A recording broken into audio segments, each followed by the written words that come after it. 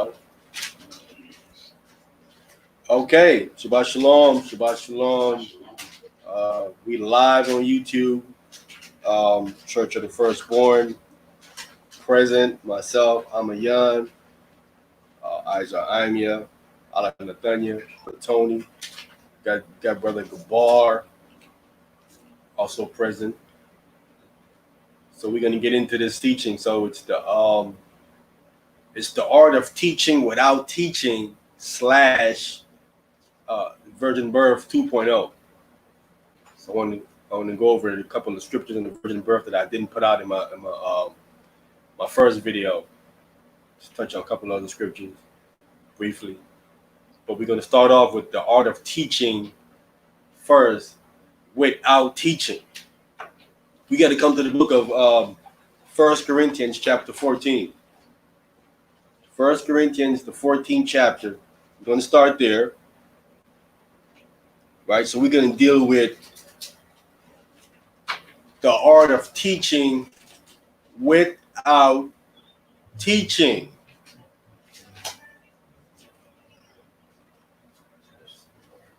This is something that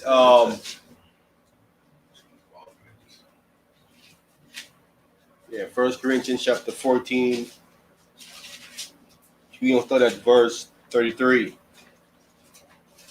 This is something that you need under your belt. You need to know this art of teaching without teaching. It's taking you into the deeper levels of the understanding of the Bible. So when you come across these things, you'll be able to kind of comprehend certain things. Okay. All right. So we dealing with the art of teaching without teaching. We in 1 Corinthians chapter 14. We start at verse 33. Are we all there? Yes, sir. You have a question, Izar? No, I'll take it. I was just saying. Okay, go ahead. Everybody there? Chapter 14, verse 30. 14. You over there? Okay.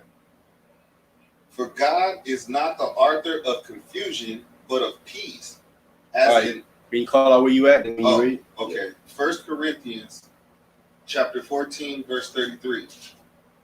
For God is not the author of confusion, but of peace, as in all churches of the saints. Right. So God is not the one that's starting all this madness. That's Hasatan, Satan. God is not the author of confusion. Go ahead. Let your woman keep silent in the churches, for it is not permitted unto them to speak, but they are commanded to be under obedience, as also saith the law. Okay, so that's for the women. They're not supposed to be going crazy in the church, talking and all that, like we see in these churches that they are saying way too much. But they are commanded to be under obedience, as also saith the law. Paul is saying, what I'm telling you about this comes from the Torah. So the Torah says this. The Torah is saying women are supposed to be silent in the churches. The Torah is saying this. You go into the Torah and you look for this law that says women can't teach. Not there. Like, wait a minute. What is this guy talking about? There ain't no law that says women can't teach. No law that says that. Is there? I haven't read across it. And what is Paul talking about? Where is Paul getting this from then? Right. He said, I'm getting it. He said, the law is saying it. Right. Now, here's how the law is saying it. Who were the teachers in the nation back then? The Levites. The Levites were the teachers. Right. The Levites were the teachers of the nation. Yes. Now, the Levite women wasn't teaching. No. There was no Levite women teaching. No. They weren't doing no priestly duties neither. No. So by the law, in the law by eliminating the women, starting with the Levitical women, because they were the tribe to teach. Right. But eliminate the Levitical women by eliminating them from doing any priestly duties, right? What is that saying to you by eliminating them from that particular aspect, being from that tribe? That it's the men's duty. Huh? It's the men's duty. What is it saying?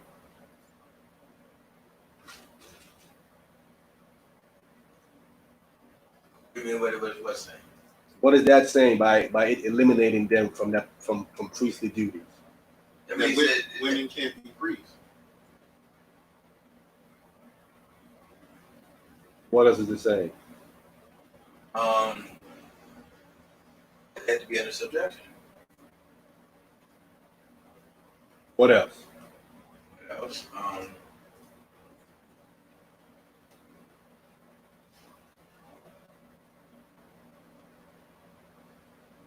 That they have to follow the law. What else is it saying? I've eliminated you from doing this particular act. You can't do this. So what am I saying by me eliminating you from doing it? That there's something wrong with you doing this act. You fall pursuit on for the people that does do it. They back on it.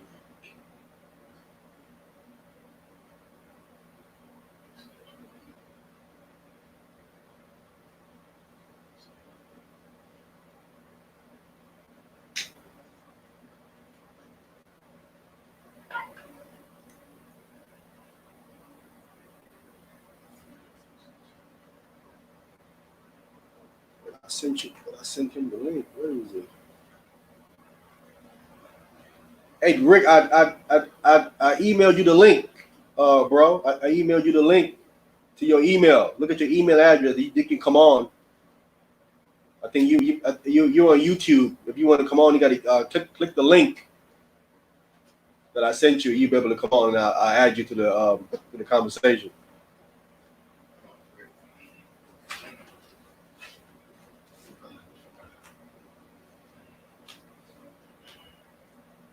What is it saying? If I'm eliminating you from doing something, what am I telling you? So you can't do it. You can't do it. Right. You. I'm eliminating you from doing priestly duties. One of them is teaching. So I'm saying to you what? Can't do it. Yeah. It's not your job. You can't teach. Yeah, you can't But it never specifically said that you can't. that you can't teach. Or you can't speak. Huh? Yeah, because in here it says you can't speak. This is telling you to keep silent. Right. Right. In the churches. In the churches, right? In the churches. Okay. Right. In the Okay. churches. Okay. Yeah. Okay. In the churches. So in the churches, right? In the church setting. I got you. Yeah. Right. Yeah. So in the church setting, there is a function going on as far as people teaching and Right. Okay. and order, Okay. Definitely. as with a priest. So, Yes. but by the law eliminating them, it's saying you can't do that. Right. Can't teach. Right. Right. Yeah, because it's only commanded for the Levite men. Right. But it don't specifically say that the woman can. Right. It isn't like word for. There isn't a word for word by saying it. Right. So how does it say it? It's saying it without saying it. Right. Yeah. Is it not? Right. It is. Yeah. Saying it without saying it. It is saying it without saying it. It didn't specifically say it, but by what it eliminated, it is telling you something as well, right? Right. So it's the art of teaching without That's even teaching. It never said it, but that's what it is saying. That's what Paul is saying. Paul is saying the law says this. You're like, wait a minute, man. The law didn't say it. Paul is saying it is saying that. That's what it is saying by eliminating them from that particular function, right? So it's the art of teaching without even teaching. See, it's something that people miss. People always need to see something in black and white. They don't look at an action and determine it by, wait a minute, if that's what it is saying, it is also saying this at the same time.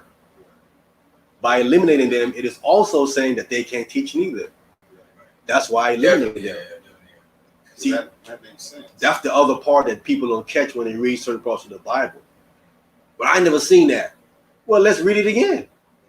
Because in the aspect, it's saying that the Levite men, but that excludes like all the other Israelites too. The Right. men, right? That would exclude the women, Right. right? You know, a man in his household got to teach his household. Right. You know what I'm saying? Mm-hmm. But that's why I targeted on the Levite women and women, period. Because Paul is saying I'm getting this from the law, but he's putting it in a church setting, right? Like in a church or a synagogue or you know, in a building or whatnot. And that's supposed to be teaching. That's why that's supposed to have female pastors. But I'm more zeroing in on grasping something without it even saying it. But when he says in verse 34 when it says to say the law, I mean wouldn't that include the law in Genesis, like when it comes to Adam and Eve? As far as what? When it's like, you know, how the man will be over the woman. Right. So would that be included in the law too? That you can use that. Yeah. That could be included in the law. But like I said, I'm pointing at not specifically saying that she can't teach. Right, She's eliminated from it. I understand what you're saying. You know what I'm saying? Let me get another one. Okay. Let me get another one.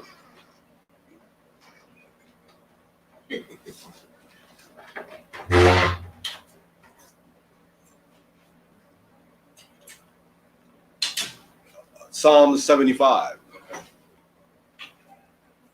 They get Psalm 75. This is where a lot of people miss a lot of stuff when they're reading the book and they don't catch it. They wait for it to say it, but then they already said it without saying it.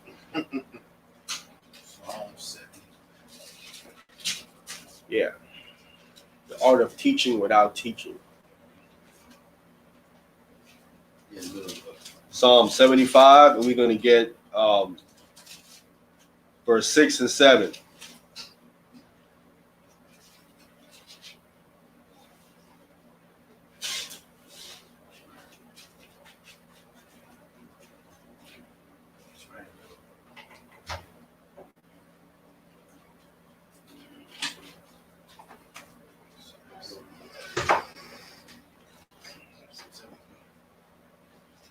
Psalms 75, verse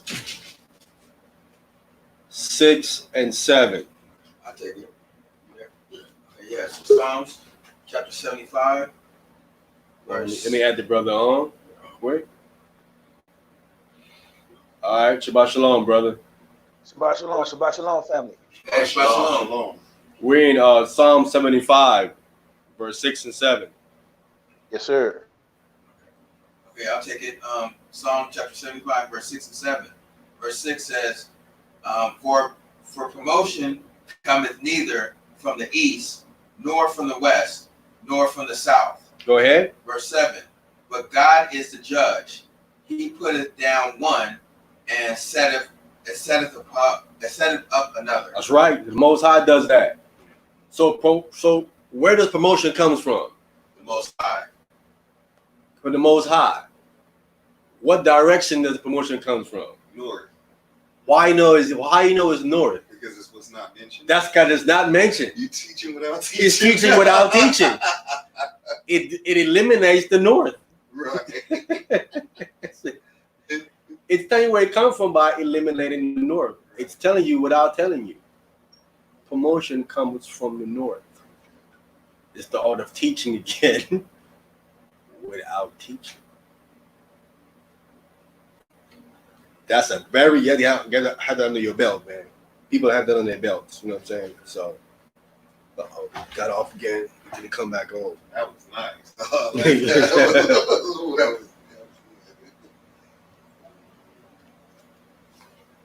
Trust me, a lot of these guys out here don't have this under their belt. They don't know this kind of stuff. So the promotion comes from the north. From the north, right? Because it mentions what? The west, The east, the east, and the south, and it just don't say anything about the north. So that's where promotion comes from. And we know who's north. Right. Because north is in representation to up. That's right. Okay. That's why we Okay, read okay, verse 7, Okay, that's you said like okay. right? We read verse 7, right? Yeah, What did yeah. verse 7 say? Verse 7 says, "But God is the judge, and He put his down one and set it up another." Yeah, that's promotion. Promoting one up and putting one down. Promotion and demotion. Right. Right. And he's north. Right. That's where he is. He's up north. That's where promotion comes from. That's just a brief thing on the art of teaching without teaching. That's where you got to pay attention to what you're reading. Because if you read that verse and you don't catch it, you be like, man, it doesn't say where it came from. Right. We go that far to saying it's only up north and down south. Yep. Let's get the next one. Bring the brother back in. All right, so we got the art of teaching without teaching out the way. That was not hard. We got to go, deep, long lesson on that. That's very simple, right to the point, right? Let's go into this virgin birth point 2. Is there any question, anything that came out? Stop me, let me know now. If not, we're going to go on to this virgin birth 2.0. Virgin birth 2.0. We want to get the book of Matthew chapter 2. Matthew chapter 2. We're going to start at verse 1.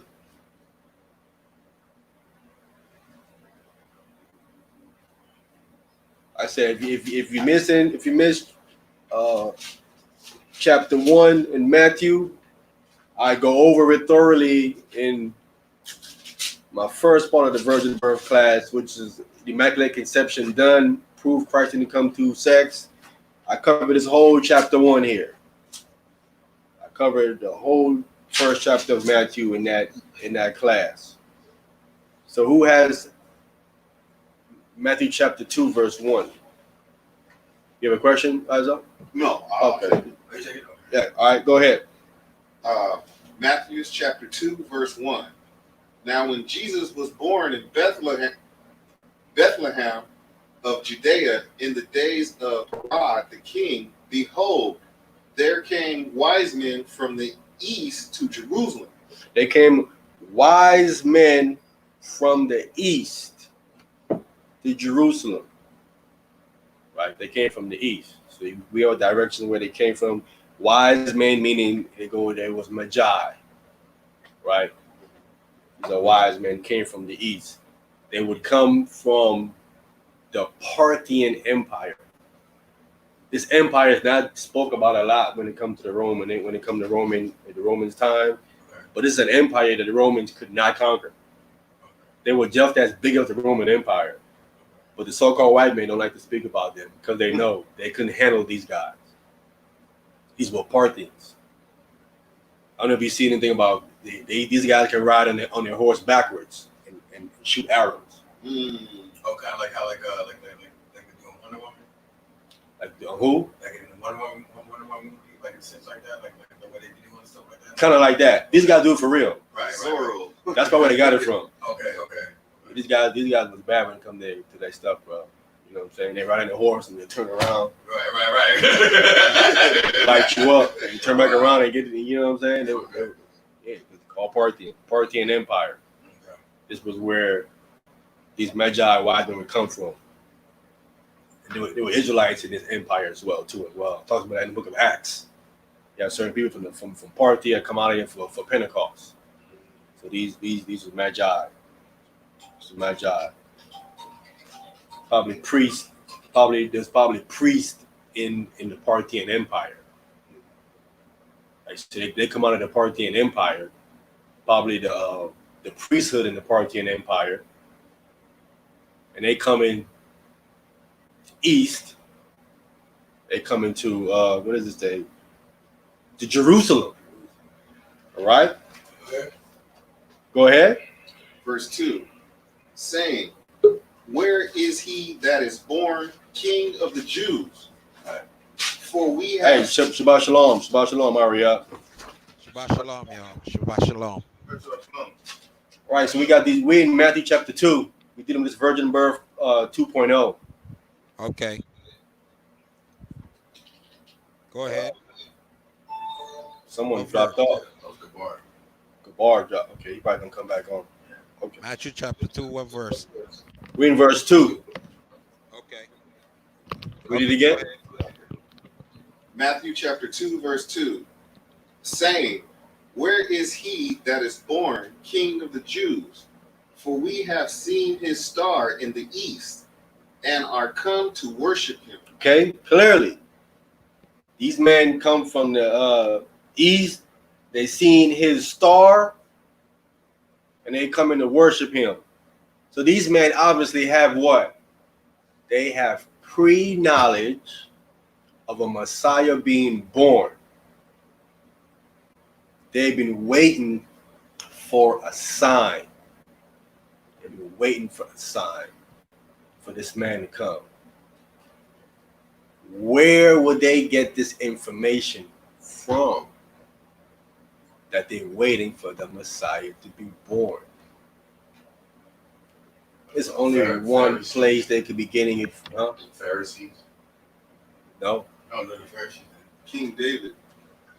Why was not? they getting this from Daniel. That's where the prophecy came about when the Messiah is supposed to come. Right? Okay. Daniel was over the priests in Babylon. And again in the Persian and Mede Empire. Okay. Right? Okay. So obviously this is passed down stuff all the way down for them to prepare for this man to come and getting ready. So they coming to worship him. Go ahead. Matthew chapter 2, verse 3. When Herod the king had heard these things, he was troubled, and all Jerusalem with him. So when these men, it doesn't say how many. You know, Christian said it was 3. It doesn't say 3 here. There's no way it's 3 nowhere.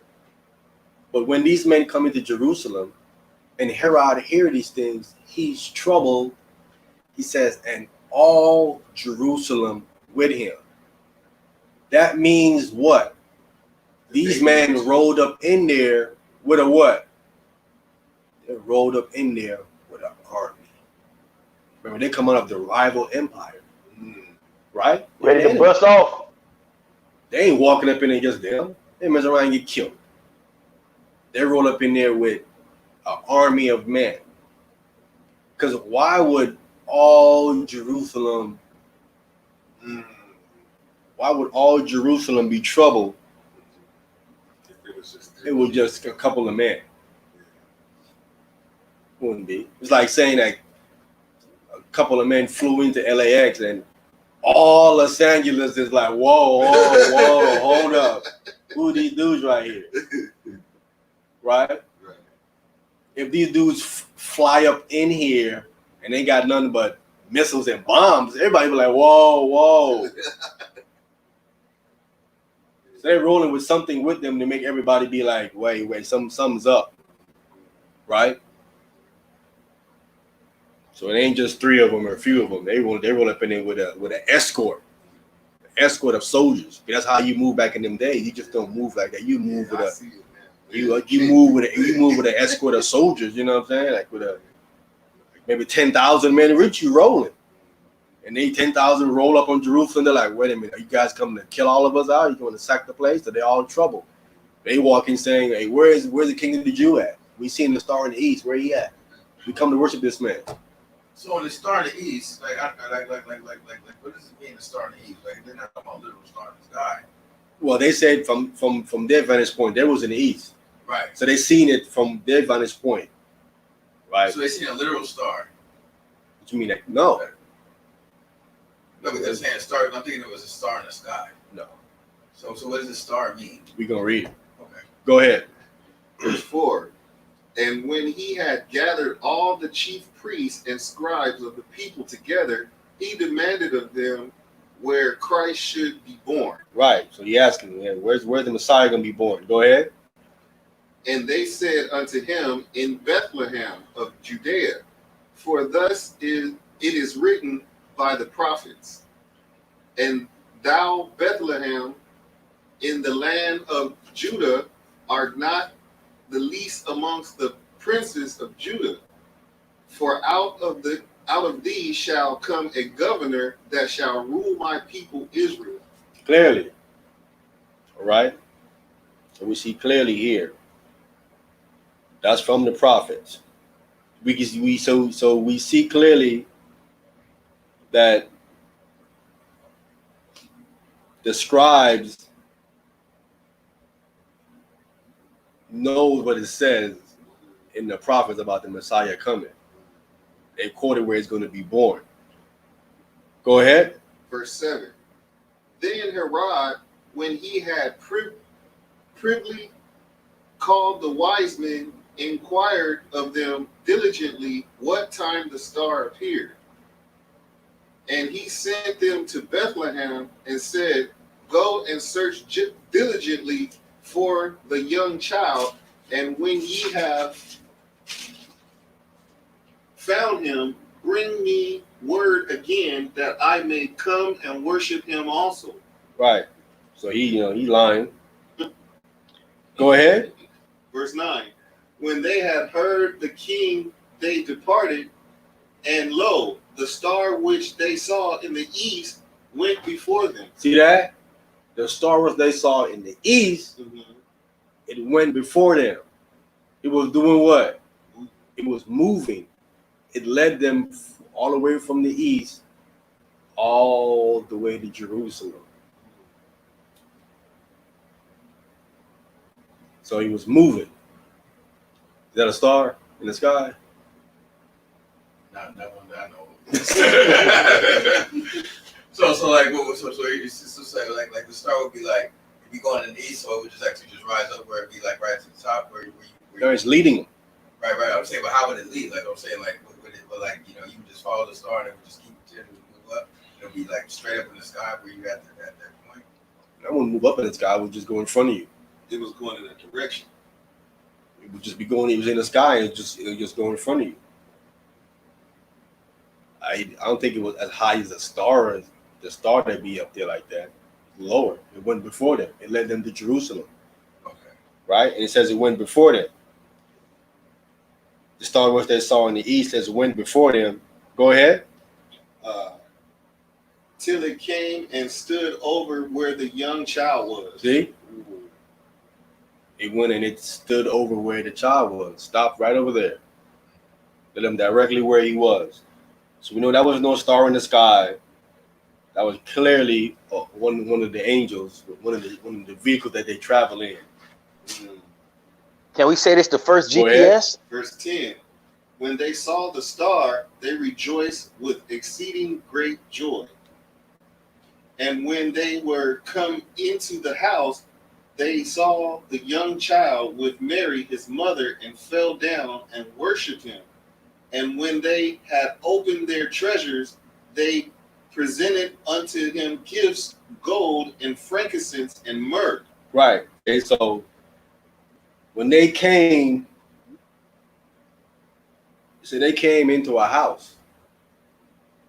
They didn't come into no manger. Right? Like these Christians try to say when they first find the Messiah, they found him in a manger, in a barn. Wasn't in a manger in a barn. They said they came into a house.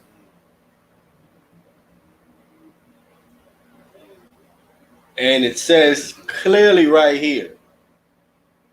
Yeah, that's why I see Christians, they don't last them, they laugh when they come to this Bible. How do you get this wrong? He says they came into a house. They didn't come into no barn or no manger. It says, and when they were coming to the house, they saw the young child with Mary, his mother. All right. And then they open up their treasure and they're presenting him with gifts, gold, frankincense, and myrrh. So because they see 3 gifts here, they thinking it was 3 wise men because 3 gifts was given. This is where they're getting their 3 from. Wait 3 gifts. Gold, frankincense, and myrrh. Oh. Oh, gifts, gold fingers. Okay. Yeah. Oh, the 3 gifts for the gold fingers. Okay. Right. So the Christian think it was 3 men, but it doesn't say it was 3 men. Go ahead. Verse 12. And began warned. Being. And being warned of God in a dream that they should not return unto Herod, they departed into their own country another way. So the Most High warned them. That the Most High warned them in a dream, and they departed another way into their own country. Right? So you see the Most High is dealing with them. So clearly we can see all of that's happening. The Most High is orchestrating that to happen. The Most High want to send that star to these men in the east to lead them to where the Messiah was, for them to bring this gift to the Messiah for a reason. They come right in time for a reason.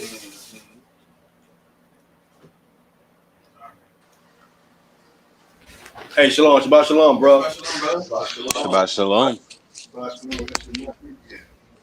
So clearly the Most High wanted this to go down for a reason. Had these men come here and bring these things to the Messiah right on time for a reason. Then warn them to go and don't go back to Herod, go another way. All right, go ahead. Verse 13. And when they were departed, behold, the angel of the Lord appeared to Joseph in a dream, saying, Arise, and take the young child and his mother, and flee into Egypt, and be thou there until I bring thee word that Herod will seek the young child to destroy them. That's right. So now the angel of the Lord appeared unto Joseph in a dream. And what does it say to Joseph in a dream? And take the young child and his mother. It's not calling Joseph the father at all. It does not call Joseph the father. Take the young child and his mother. It should be saying, take your child and your wife. Right. Does not say it. Clearly, it's telling you it's the virgin birth. The angel is clearly not calling him the father. According to Hebraic culture, if that's his son, you would have to mention it. Because that's how you are known. When you read the scriptures about so-and-so, the son of so-and-so, they always mention you the son of somebody. Right. So we can know who you are. Like, who are you? Oh, I'm so-and-so. That's it? Now the Hebraic culture doesn't work that way. You have to say who your father is. So they can start to slot you in to where you are, what tribe, and to know where you are. Otherwise you done. You're like, what? That's it? Nah, get out of here. We don't know you. You have to leave. So he clearly is pointing out that Joseph is not the father. Clearly here by the angel. Go ahead. Verse 13. And when they were departed, behold, the angel of the Lord appeared to Joseph in a dream. Oh, did I read that already? Oh yeah, we're in. You in 14. I'm in 14. Yeah, we're in Matthew chapter 2, verse 14. Okay. Yeah. Okay. Yeah. 2 verse 14.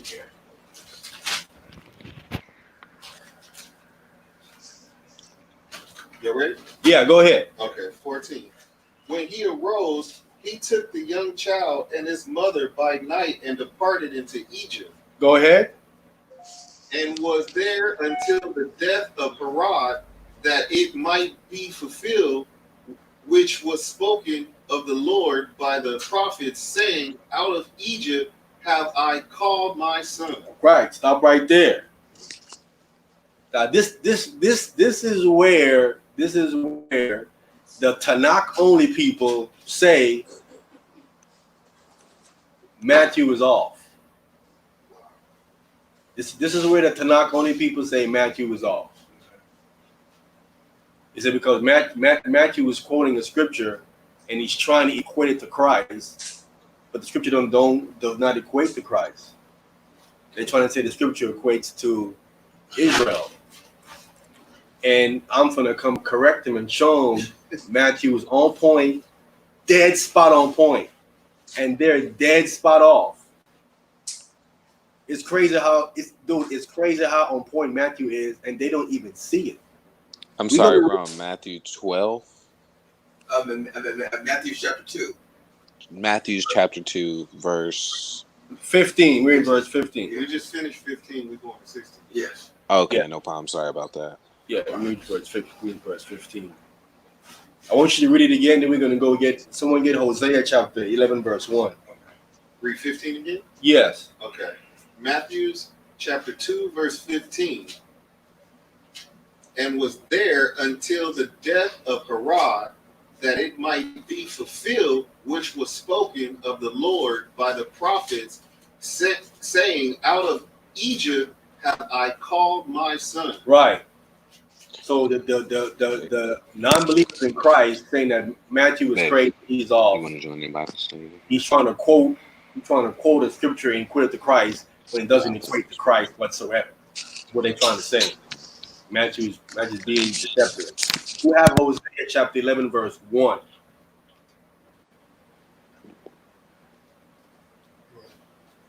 You have it? Hey, Hosea what? Hosea chapter 11, verse 1. Okay, I got it. Here we go into Hosea chapter 11, verse 1. Hosea chapter 11, verse 1.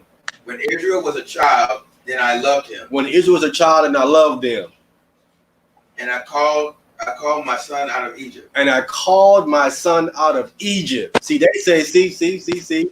That's not talking about Christ. That's referring to. Someone got to mute their background. All right, cool. They read that verse and they say that verse is saying that's speaking of Israel. That's not speaking of the Messiah.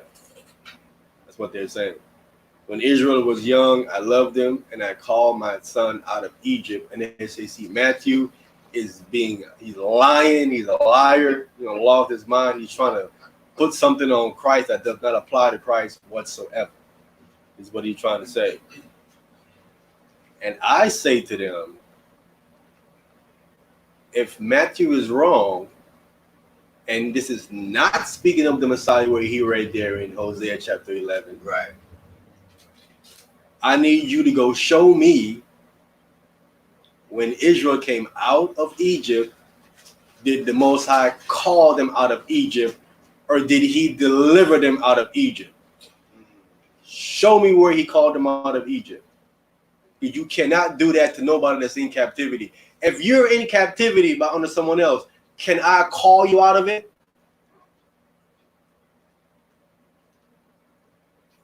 Can you be called out of a captivity that you're in? No. Physically? No. What you saying no? You saying yeah? What? If the Most High call you out, you can. If the Most High call you. How can you call you out of a cap? If I got you in bondage, I got you in slavery, you working for me. Who's gonna call you out of the captivity? Let's say you in captivity under the white man, and I called you out. I'm like, man, come on, let's go. Yeah, and you out of captivity now. No, but the Most High is saying. Are you out of cap? Yeah. So so, I can call you out of captivity and you out of it. The Most High, who can do all things. Yeah, the Most High called you. Can you call you out of captivity? I see what you're saying, though. Yeah, that wouldn't work. Because he wouldn't have put you in it. Even if the Most High called you out of it, Right. you're in captivity under someone else. I cannot call you out of a captivity, bro. Could he put that person, but he didn't do that. So I see what you're saying. I can't call you out of a captivity. I have to deliver you. I have to take down the person that have you That's in deliberate. Okay. captivity Got you. to free you. Got you.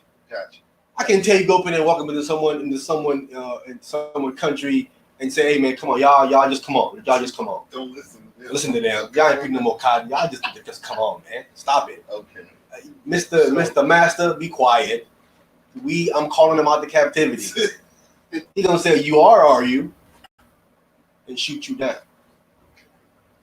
Yes, sir. You got a So question? we need a deliverance to bring it. When he know the Most High was sent as a deliverer, We was delivered out of Egypt. delivered out of You Egypt. can't call nobody no captivity, bro. So, The captivity we in right now.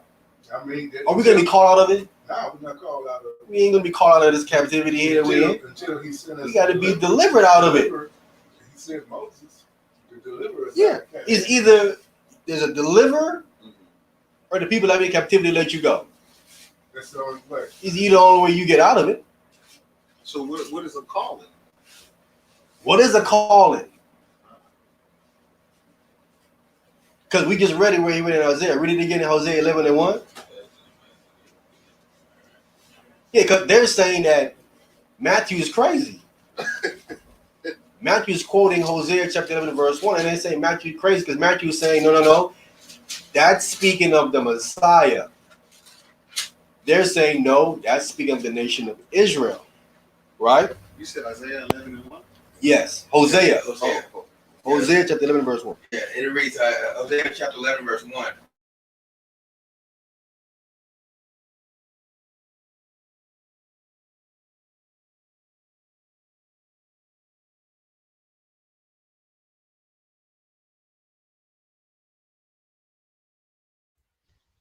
Yo, I can't hear anything.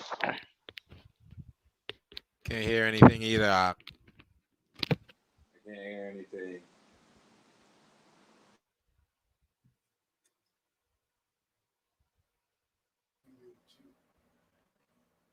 Okay, we back up. All right? What Con, chapter? Con, I can hear you now. Yeah. Okay. All right.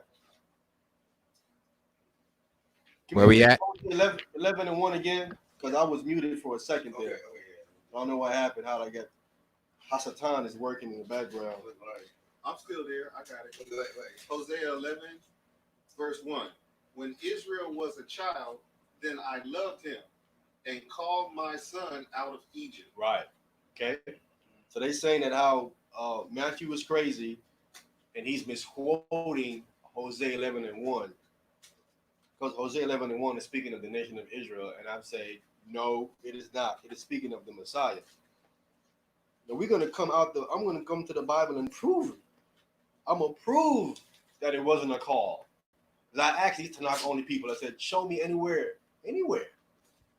where God called Israel out of Egypt, the nation.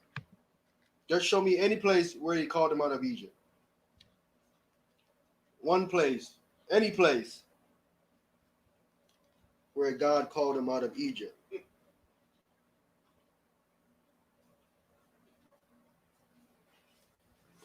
And of course, they cannot show you.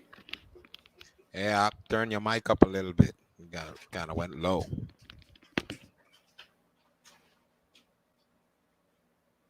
All right, what about now? Am I good? That's a little better. Can you hear me? Yeah, I can hear you. Okay. All right.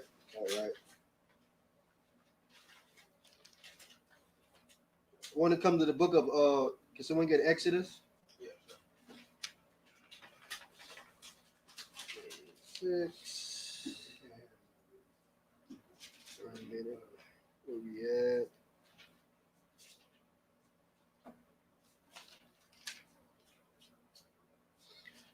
Exodus chapter 3. They can hear you in the background there. Exodus chapter 3.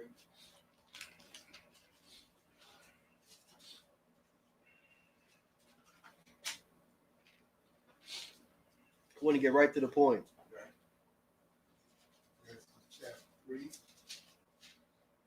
I think you're still gonna have to turn it up. We can't hear in the back. If anybody's gonna Verse read. 6 Verse down to 8. Yeah, wait, don't take it. Hey, Yeah. It's Exodus chapter. Amayan. Chapter 3, verse. That's Chapter 3, verse 6 through 8. Okay, gotcha. This is when Moses come and he sees the burning bush. Am I on? Yeah. I don't think we can hear him reading in the back. All right. No, he's got to talk louder.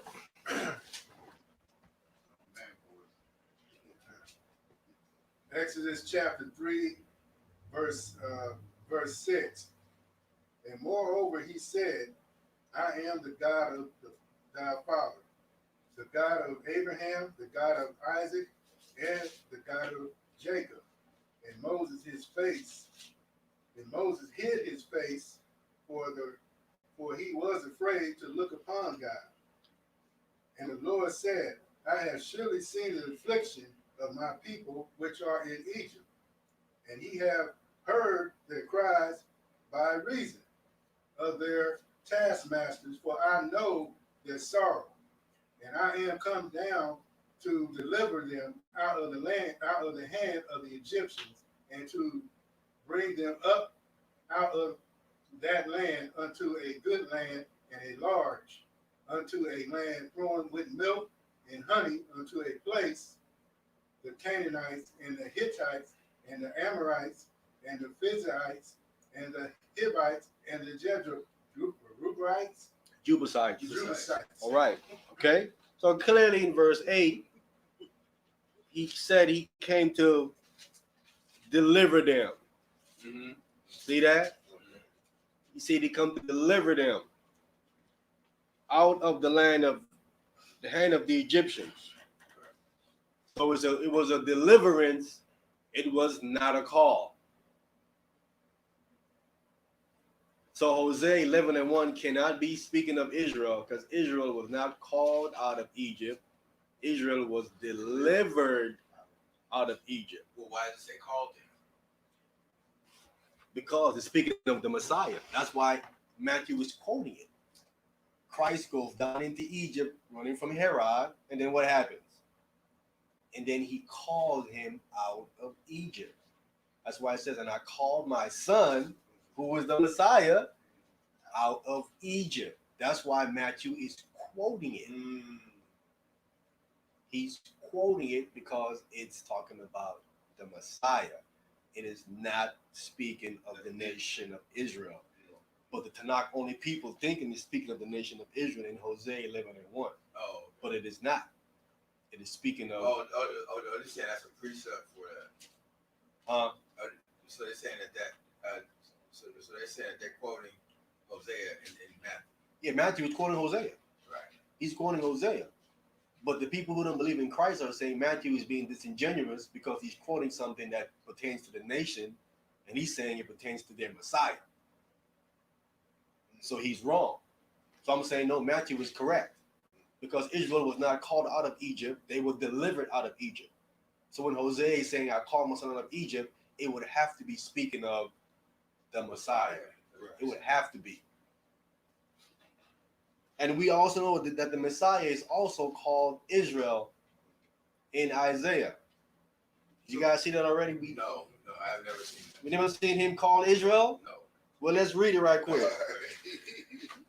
I'm going to show you where the Messiah is called Israel in the Bible. Okay. Isaiah chapter 49.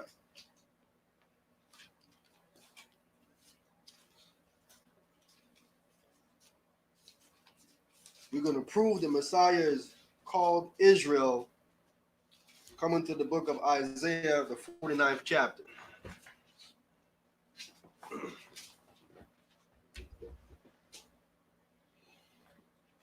Show you that Matthew is on point.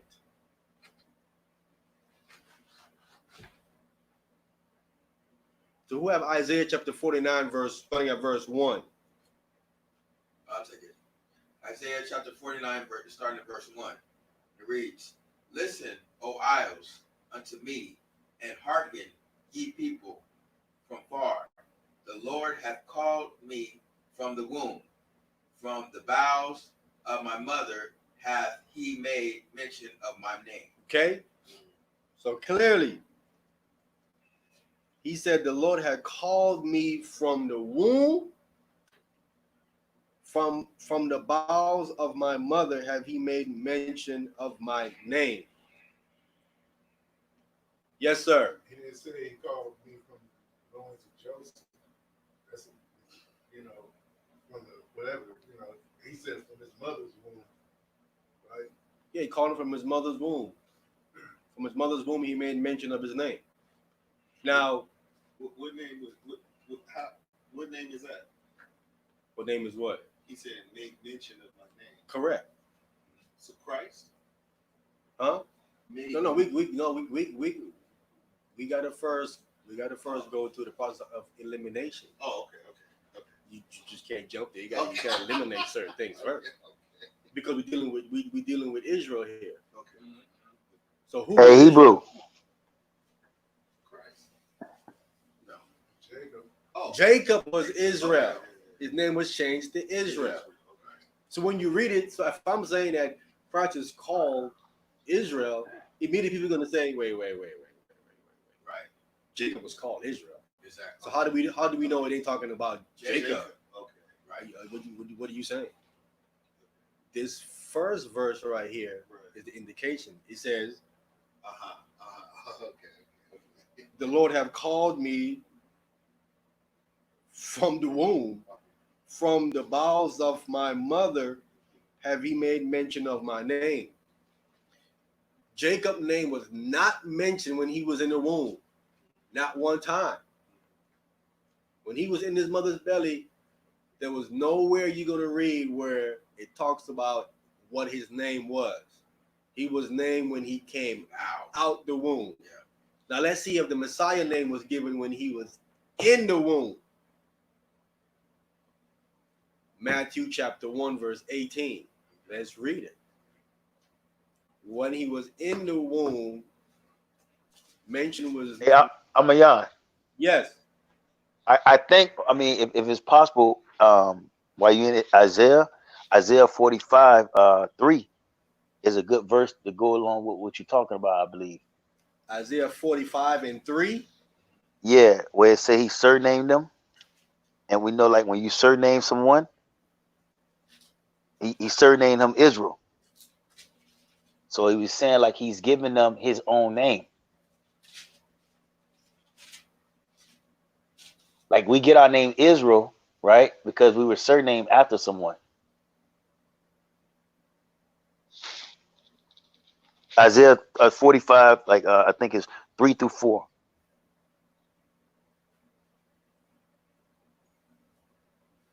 All right, we're gonna get that. We're gonna see if that's gonna fit in there. Let's get Matthew Okay. chapter 1, verse 18. Who has that? We're gonna jump to 45. Matthew chapter 1, verse 18. 18, yeah. Start at verse 18. And then jump to verse 21. Okay, we all there? Now the birth of Jesus Christ was on this wise, when as his mother Mary was espoused to Joseph, before they came together, she was found with child of the Holy Ghost. Right. Before it says before they came together. Do you know what it says in the Hebrew, Matthew? Right there. It says clear as day before he knew her. Hebrew Matthew puts it to rest. It says right there before he knew her, she was found with child of the Holy. Hebrew Matthew just kills that nonsense about him coming to sex. That's why they are running from the Hebrew Matthew. It ends the argument completely. There is no more art. There is no art. Listen, no one in the first century when the apostles wrote their gospel was talking about Christ coming to sex. Absolutely none of them. Zero. None of them were saying that nonsense. None of them. Their writing is clear. The Hebrew Matthew is clear. There was no argument here. That's before he knew her. We all know knew her is a synonym for same sex. Right? Give me verse 21. Matthew 1, verse 21. Yes. We all there? And she shall bring forth a son, and thou shalt call his name Jesus, for he shall save his people from their sins. See? Just while he's in the womb, the angel is telling him, and she shall bring forth a son. See, she ain't bringing forth yet. You're going to call his name. See? his name was made mention of while he was still in the womb. This is what Isaiah 49:1 is saying. All right. It says, the Lord had called me from the womb, from the bowels of my mother have he made mention of my name. That does not fit Jacob. You're not going to hear Jacob's name be mentioned while he's in the womb. Nowhere, not there. Okay, we're going to further prove this is the Messiah. That's just one aspect. We clearly see, so I'm matching the Messiah with what it says here in the prophecy by Isaiah. And we Hey, see, yes, sir. I just wanted to pull it up real quick just to confirm what you were saying. So I have the Hebrew, the Aramaic New Testament of Matthew, and I can tell you what it says in there to even confirm what you're saying about where it says before they came together. In the Aramaic version of Matthew, it says this.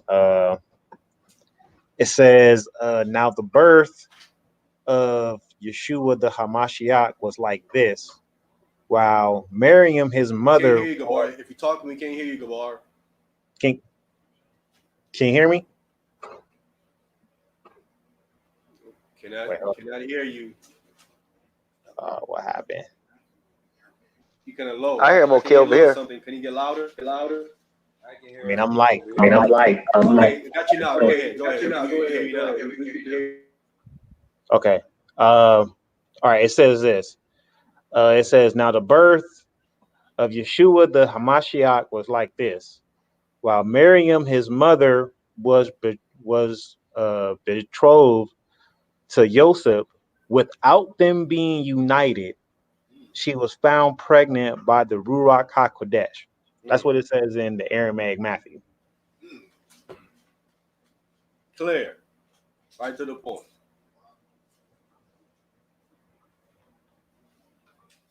Before they had a union, before they Aramaic, he is killing them. There is no argument, man. There is no this man came into no sex. Not there. Right? So birth 21 again mentions his name before while he was in the womb. I match what the prophet is saying in Isaiah 49:1. Let's go back to Isaiah 49:1. We're gonna get the scripture that brother pulled in Isaiah 45. Let's get Isaiah. We're gonna finish in 49. We're gonna get 45. 45. I think he said 3 and 4. Let's go back to Isaiah 49, and you in verse 2.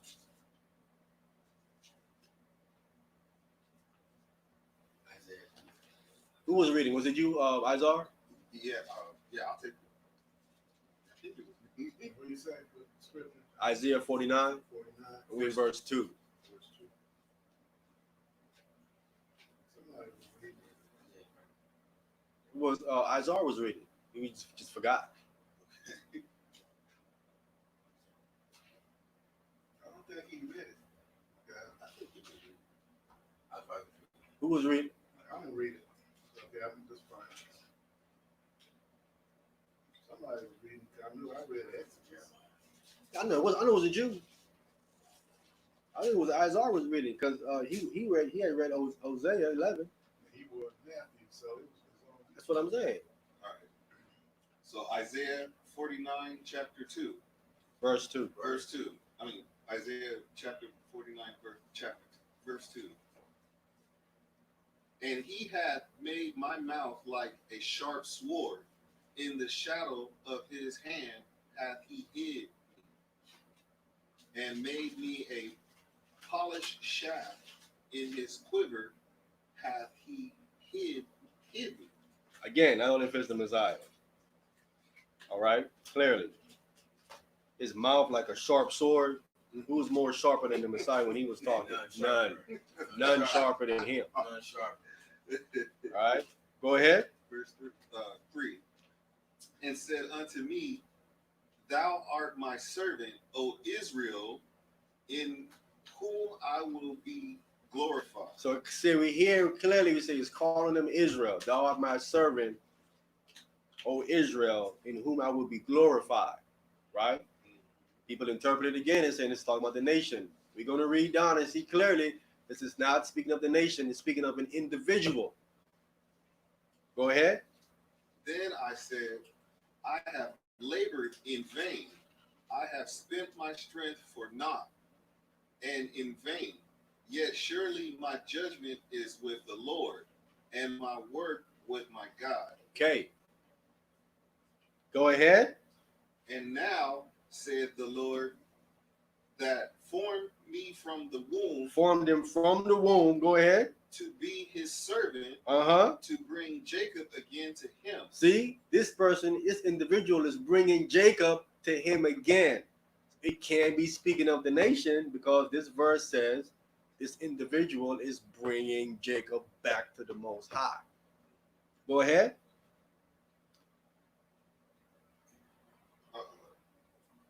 Here, verse 5. I know, but where would After Jacob again to him. through Israel, be not gathered, yet shall I be glorious in the eyes of the Lord, and my God shall be my strength. Right. See, though Israel be not gathered, yet shall I be glorious in the eyes of the Lord, and my God shall be my strength. See, this is speaking of an individual bringing back Jacob to the Most High. This is not speaking of the nation.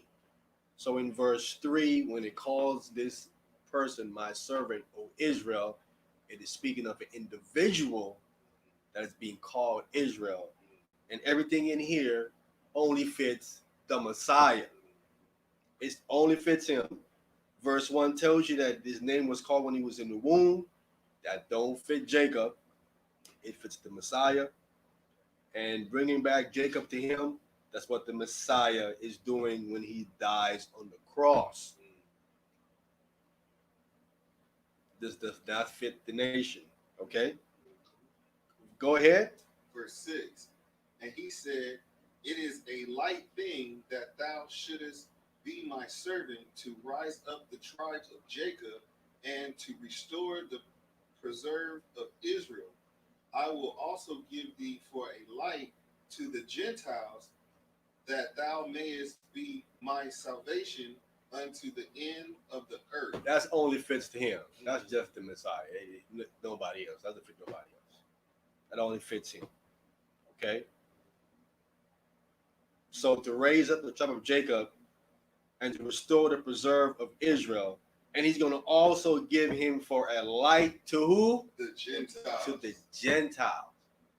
See, it is from this point, from the Messiah and the apostles going out to the dispersed abroad, that the Gentiles got wind of the true light.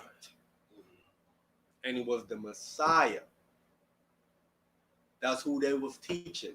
That's who he would use as a light to the Gentiles to wake them up, because they were laying in darkness, worshiping statues and idols. They were living in straight darkness. But now what? They have the light. They got the light. It's the Messiah. He used them as a light to the Gentiles.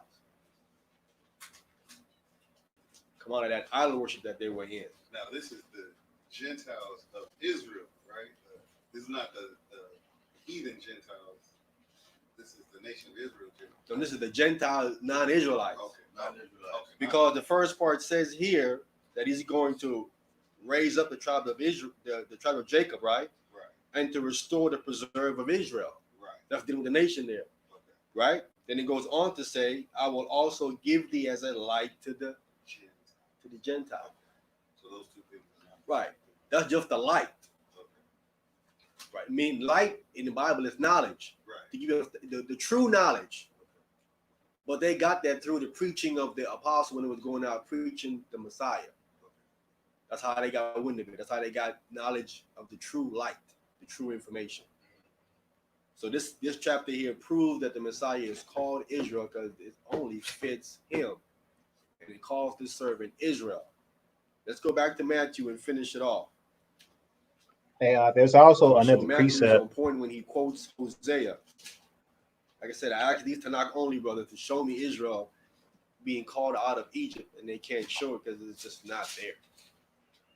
Hey, there's another precept in Isaiah 49. There's another scripture that actually proves that is talking about the Messiah. When you go back to verse 2, when it says, "And he hath my mouth like a sharp sword," uh, we know that's talking about the Messiah because that's spoken about in Revelations about having the sharp sword in his mouth. I believe it's Revelation chapter 1, I think. Yeah. Wait, before we grab that, let's grab the scripture the brother pulled in Isaiah 45. I forgot to pull that one. Isaiah 45, 3 and 4.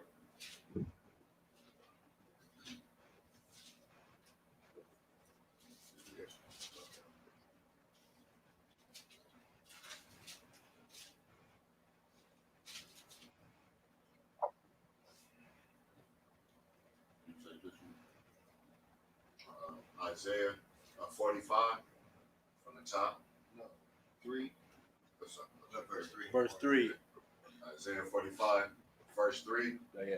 And I will give thee the treasure of darkness and hidden riches of secret places, that they mightest know that I, the Lord, which called thee by the name, am the God of Israel. Go ahead. For Jacob my servant sake, and Israel mine elect, I have even called thee by the name. Thy name. Thy name. I have surnamed thee through thou hast not known me.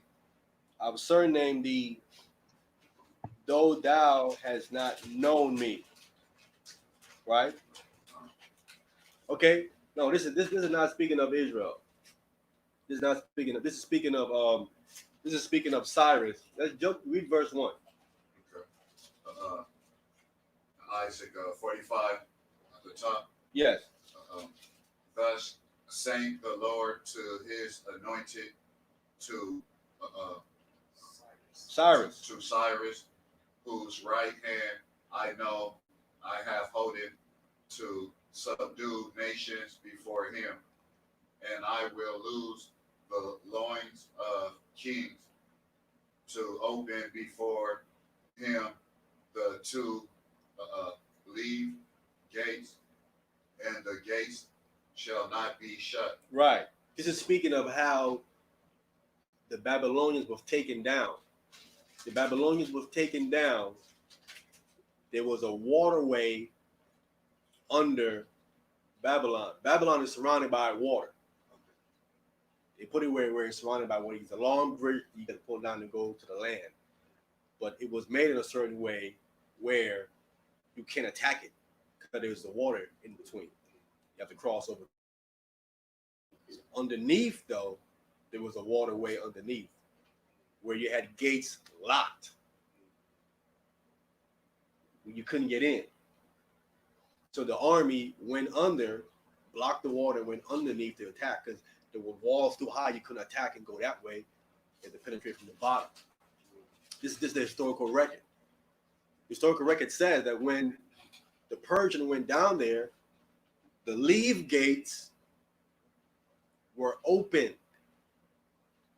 They was now closed. They were open. This prophecy says right here, I'm going to open the two leave gates for Cyrus. It was his army that took down the Babylonians. We get into the history later. When I go into this chapter in depth, I'm going to bring out the historical records and show you this is exactly what happened, how they got taken down. It's prophesied about 200 years before it happened, how it would happen.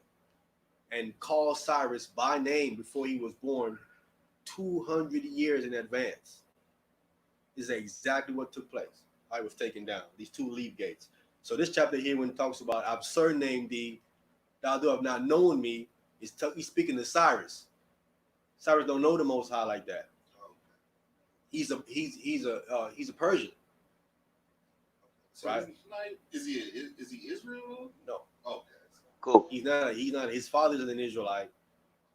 I think his mother is an Israelite though. I think his mother is Esther. I believe his mother is Esther, one in the Bible, but his father is Ahasuerus or Artaxerxes is his father. He's a Persian. If I remember, it's a Persian or a Mede. Yeah. But his mother is an Israelite, so he would have some kind of knowledge, but not like that. No, that's the Yes, sir. the Xerxes that was in 300. Yeah. Not necessarily. No, it wasn't Xerxes. There were different Xerxes. Oh, so that means king too, also Xerxes. They have those things have different meanings to them. They have different meanings. But that Xerxes in the 300, he lost. He lost. But Amayan, This wouldn't it one be right like here, a surname? That Xerxes right there. He's like the first king over the Persian and Mede Empire. And then his son sent his son to go take down Babylon. People don't know. Cyrus was the son of Ahasuerus. He was made king over Babylon. But his father got different names. His father's called Darius. Yeah, there is. He's called Xerxes. He's called Ahasuerus. All these different names. If you don't pay attention to what you're reading, you think you're talking about three different people, but it's not. It's speaking of one individual that had these three appellatives to his name. It was under his command that Cyrus went and take down Babylon. Yeah, I was playing this little video game and it explained all of that. How Darius was the son of Xerxes. And, just a whole thing. Darius was Xerxes, different things. So, all right. So now 45 isn't talking about the Messiah and surname. That's someone else. I think Gabar wanted to go to Galatians. He wanted to go to Revelation chapter 1. Yeah, in 16, which is a precept to Isaiah 49 What and was that? Yeah, he was talking about the surname called the dog that known me. He's speaking to Cyrus there. Cyrus So the surname most doesn't high surname like that. this. Just so I get understanding. So The surname, Gabar right? wanted to go to Revelation chapter 1.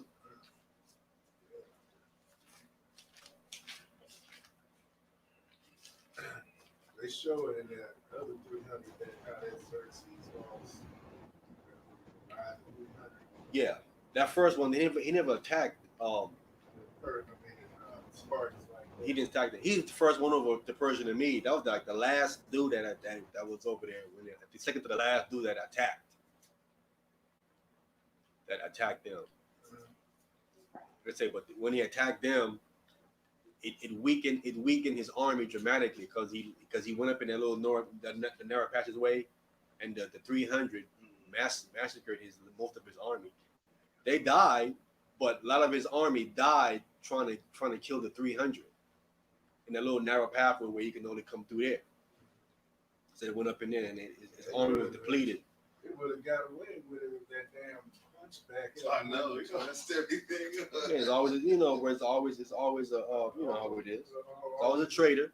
You know what I'm saying? Yeah. But that army made his arm that fight made his army weak, and then Greece at that point united. Greece at that point, because it wasn't united, there were separate city states. When it happened, they united and then they attacked and they won. And from that union come the rise of Alexander. That's where he called them boy lovers. He said Yeah. boy lovers. So he was calling that teenage boy lovers. He called the wrong group boy lovers because the other one, that just wasn't no joke. Okay, Revelation chapter 1, and we need to get verse 16. 16. Yeah. Okay, I'll take it. Revelation chapter 1, verse 16. And he had in his right hand 7 stars, and out of his mouth went a sharp, two-edged sword, and his countenance was as the sun shineth in his strength. Right. I think that's the verse that Gabar is speaking of. The sharp two-edged sword came out of his mouth. The Lord made my mouth as a sharp two-edged sword. Gabar, are you there? Yeah, I'm here. He's not around. Again, Gabar, you probably talking. We can't hear you though, bro. Yeah. Yeah, I'm here. Can you hear me? Yeah, we still can't hear you, bro. If you talking. I think it's on your Yeah, side, Mayan. Yeah, I hear you. I hear you. Okay, bro. I don't think they can. I don't know if you want to go out and come back in because we can't hear you if you're talking. Hey, they think said it's, that. Yeah, they Yeah, said we that can the hear you rest of now. them can hear me. Yeah, for some reason it gets low on your end because everybody else can hear me. I think it's on your side, Mayan. It's on my side. Yeah, because you guys went lower than when he first started. We can all hear him when he speak pretty loud, so and you guys can't hear him. So you got to be on Wait, your side. you guys can hear him, but you say we're the one that can't hear him. Yeah, you guys can't hear him, but we can hear him clearly. Wow. That's It's got for a minute your thing went down. It came back on low, and ever since low, we can barely hear like when guys is reading in the background. So I don't know. It's got to be on your side somewhere. Okay, I need you guys to let me know whenever we go out or we low or something. Just let someone come on and let us know that you guys can't hear us or we're too low. All right. All right. Gabar, are you there? Yeah, I'm here. we hear him now. Still can't hear him. We gone again. That's crazy. I'm here. I don't know. I'll hear you. We can hear you now. Okay. Yeah. That was the verse. Uh, to link up with back in Isaiah 49 and verse 2 Okay. to show that that is talking about the Messiah. Okay. All right. Let's go back to Matthew chapter 2. I'll finish this chapter out right quick.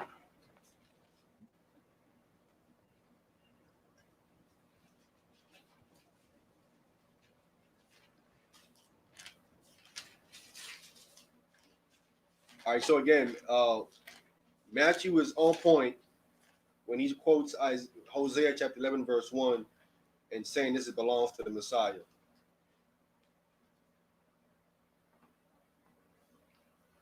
That was you reading Isaiah. Yeah. Read verse 15 again and then go down. Okay. Yeah. Matthew chapter 2, verse 15. Loud. So I can hear you. Matthew chapter 2, verse 15. And it was there until the death of Herod that it might be fulfilled, which was spoken of the Lord by the prophets, saying, out of Egypt have I called my son. Go ahead. Then Herod, when he saw that he was mocked of the wise men, was exceeding wroth, and set forth and slew all the children that were in Bethlehem and in all the coast thereof from 2 years old and under, according to the time which he had diligently inquired of the wise men. Right. So we see clearly Christ was around 2 years old when the wise man came to him.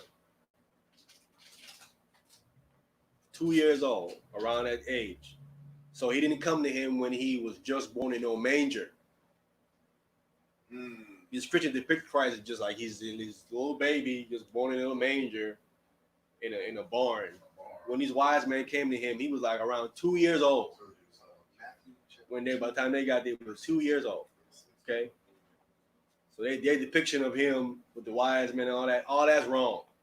He was first born in the barn. In the barn, all that's wrong. There was no wise men there when he was born. They was not there when he was born, none at all. They came in the picture when he was around 2 years old.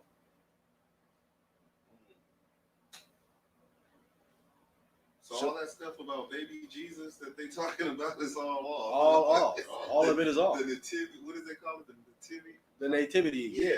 What is It's all wrong. The nativity story. Baby Jesus. Oh, that's what it's called? Yeah. See what they trying to that nativity? They trying to say that's a fairy tale. No, they putting a fairy tale up because the wise man wasn't there when he was born. They wasn't there. And it wasn't three of them. It was a gang of So, yeah. Agile. went over that before. No, but it's brother, it's crazy that this book is been like hundreds of years they've been reading it and they still can't get it right. They can't get that little piece right. You see what I'm saying? You think by now And they even make plays. To this day, they still got it wrong. Go ahead.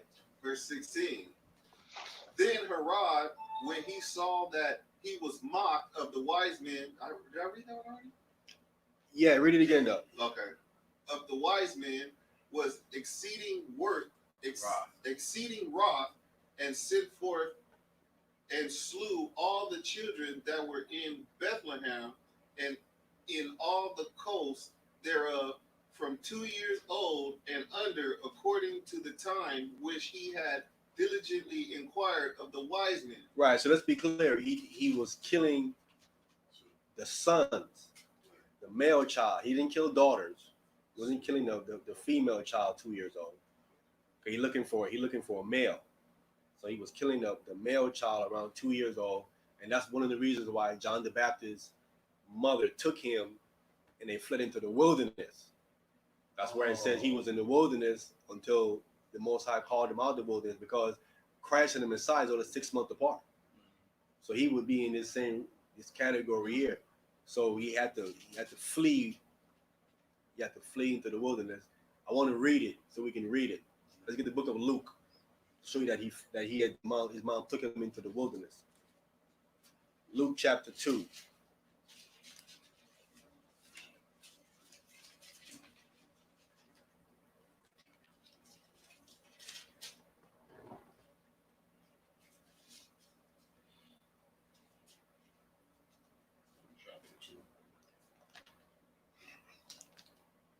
Sorry, Luke chapter 1.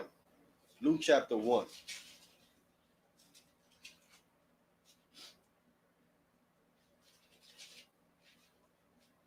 Start at verse 76.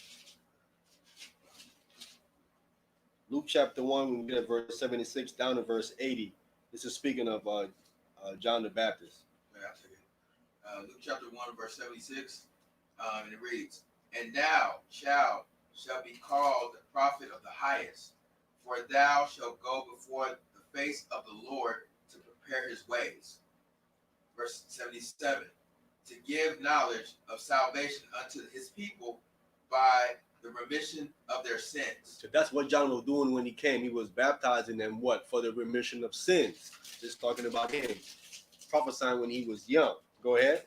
Verse 78, "Through the tender mercy of God, whereby the day spray from on high have visited us." The day spring on high that has visited us, it's speaking of the Messiah. Okay? The Samach. That's who it is speaking of. The branch. The branch from on high has visited us. Go ahead. Verse 79, "To give light to them that sit in darkness and in the shadow of death, to guide our feet into the way of peace." Verse 80, "And the child grew and waxed strong in spirit and was in the deserts till the day of his showing unto Israel." See that? He was in the desert until his day of showing. So he had to flee into the desert because Herod was trying to kill all the child around 2 years old. So his mom took him into the desert. He had to flee. But his father was a high priest. He had to continue. He had to stay and officiate in the temple, do his priestly duties. But then they killed his father, trying to find him. This is what Christ brings this up to the Pharisees. He brings this up to the Pharisees and tell them, because they're the one that turned him over to be killed, to Herod to be killed. They're the one that ratted him out. Oh yeah, this guy Zechariah has a son that's around 2 years old. So they're the one, and Christ brings up to their face and told them that you're going to get what you did. I knew what you did. But Christ, at this time, when they killed him, Christ is only 2 years old. But he brings it, he knows about it. He brings it up to them when he turns 30. 28 years later, he brings it up to their face and said, "Well, I know what you did when I was 2 years old. You had my cousin father killed, trying to kill him." You ain't gonna escape. Y'all gonna get it. Keep bringing this up to their face. We gonna read. Yeah, bro. Says Sharp tongue. Sharp. Okay. Whew. Yeah,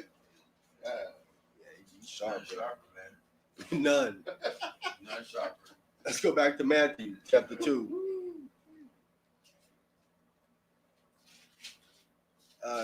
Chapter 2, you're in verse 17. 17. 17. Everybody there? Yeah. Matthew chapter 2, verse 17. Then was fulfilled that which was spoken by Jeremy the prophet, saying, in Ramah was there a voice heard, lamentations and weeping and great mourning, Rachel weeping for her children and would not be comforted, because they are not. See that? This is a powerful verse that a lot of people just miss a lot of stuff. There's a lot of meat in this one verse right here. So he says, Rachel. Do we know who Rachel is he's speaking of? Anybody here know who he's speaking of? Rachel? Jacob's wife. Jacob's wife. Jacob's wife. If she's crying, who would she be crying over? Israel, the Who kids. was her children? Benjamin and Joseph. Benjamin and Joseph. She be crying over Joseph. She be crying over Benjamin and Joseph. Joseph had two sons, Ephraim and Manasseh. If she's crying over her sons, what tribes would have to be in the southern in Judah at this time? Northern. Benjamin and Joseph. Benjamin, what tribe? Benjamin Benjamin, Ephraim, and Joseph. Yo, Benjamin. Manasseh. and Manasseh. Yeah. See that? Benjamin, Ephraim, and Manasseh would have to have some families here at this time in the land. For Rachel is crying over her children. So that southern kingdom, northern kingdom, that's just a bunch of. No, bro. There was 12 tribes represented in the southern kingdom, as also in the northern kingdom when we went into the Assyrian captivity. That's why James 1:1 says to the 12 tribes scattered abroad. You had some families from the northern kingdom that stood strong for the Most High, that migrated when the kingdom split. They migrated down to Judah because they stuck loyal to the Most High. Like, man, y'all worshiping serpents and snakes and cows over here. We ain't rolling with that. We sticking to the God of our father. And they migrated down to the southern kingdom. Many families from each tribe migrated down into the southern kingdom. So they were Israelites, 12 tribes in the southern kingdom. And in the Assyrian captivity, you had 12 tribes because Sennacherib took all the fenced cities of Judah. And he has it in his writing. In his writing, he tells you that he took 200,000 captives from Judah. That would include Judah, Benjamin, Levi. So that's why James 1:1 says what that says. All right? Go ahead. Verse 18. 19. But when Herod was dead, behold, an angel of the Lord appeareth in a dream to Joseph in Egypt. Okay, so this is now in Egypt. This is when he's dead. Listen to what this angel say. Go ahead. Saying, verse 20, saying, arise and take the young child and his mother. Stop. He's saying it again. Take the young child and his. Why is it not naming Joseph as the father? He should at this point be saying, go take your son and wife. It says, take the young child and his mother. It is eliminating him from being the father. So that's teaching. Teaching without teaching again.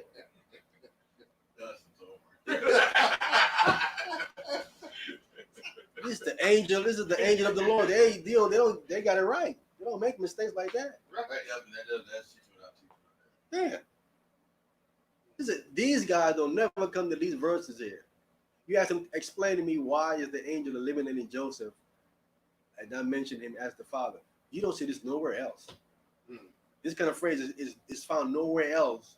If that man is the father of that child, he always tells them, go get your child. This is clearly he's not the father. Let's finish it up. Verse 19. Verse 20. Bro, verse 20. Saying, arise and take the young child and his mother and go into the land of Israel, for they are dead which sought the young child's life. This is similar to what happened with Moses. Moses fled Egypt because the Pharaoh wanted to kill him. And then when the Pharaoh was dead, then he came back and got the children of Israel out. He had to wait till that Pharaoh died. Then he came back in. All right, go ahead. Verse 21. And he arose and took the young child and his mother and came into the land of Israel. Go ahead. Verse 22. But when he heard that Archelaus did reign in Judea in the room of his father Herod, he was afraid to go thither, notwithstanding being warned of God in a dream, he turned aside into his parts of Galilee. And he came and dwelt in a city called Nazareth. He came and dwelt in the city called Nazareth, right? Or Netzareth. Netzareth. We went to a city called Netzareth, which means branch town. He went into a city called Branch Town. That's what Nazareth or Nazareth means. Why would he go into this place called Branch Town? Branch Town is a town full of nothing but the descendants of David. Again, this is a town full of nothing but the descendants of David. David's children. Nazareth is Branch Town. The Messiah is the branch living, going to be raised up in Branch Town. See, if you go into the Hebrew, it's crazy because the Hebrew puns in there is crazy. It just shows you all of how it makes sense. So it's crazy how he's the branch living in Branch Town. See, the people in this particular town, right? The branch raised in Branch Town. It all makes sense. It all makes sense, bro. Go to the Hebrew of it. These people all knew who they were. They all knew who they were in Branch Town. They were descendants of David. And like today, we don't even know who the descendants of David are. They're here. We don't know. They knew who they were. Right. Go ahead. The last part. Okay. That it may be fulfilled which was spoken by the prophets, he shall be called a Nazarene. Now that's not what it says in the Hebrew, because he wasn't a Nazarene. That's not what it says. That it might be fulfilled that is spoken of the prophet, that he shall be called not a Nazarene, a Netzer. He shall be called a Netzer. We're going to read it where the prophet talks about it. He was called a Netzer. I'm explaining to you what a Netzer is. Like I said, if you ask any of these Hebrew Israelite guys out there what a Netzer is, they have no clue what a Netzer is. You ask any one of them, what's a Netzer? They have no clue what a Netzer is. I'm explaining to you what a Netzer is. We're going to come to the book of Isaiah chapter 11. This is where it's prophesied at. Isaiah chapter 11. I'm explaining to you what a Netzer is. Isaiah Chapter 11. Accurately in the Hebrew Matthew, that's what it said. Netzer. You shall be called a Netzer. Messiah was called a Netzer. He was not a Nazarene. Verse 1.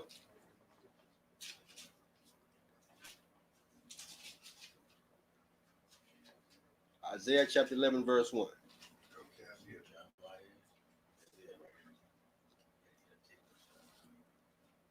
Listen, a netzer again. Prove a virgin birth. Once you know what a netzer is, there is absolutely no way around it. He have to come to a virgin birth if you know what a netzer is. Everything points to one thing. This man didn't come through and say he's a netzer. Who have Isaiah chapter 11 verse 1? Okay. Yes, sir. Isaiah chapter 11 and verse 1.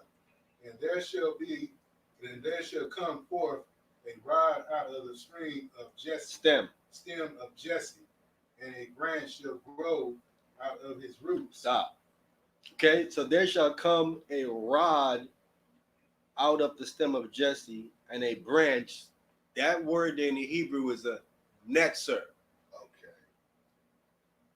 You look into the Hebrew, that says netzer, that they translated as branch. A netzer shall grow out of his roots, right? So now in Hebrew, there shall come forth a rod, which is a shoot. This is a shoot that shall come forth out of the stem. The stem, it is speaking of, it's a tree that's been cut down. And all you have is a stump left. Okay. It's been cut all the way down. It's been eliminated. All you have is just the stump. That's the stem. It says a shoot shall come out of this cut down trunk of this tree. Wow. And I think it's an olive tree.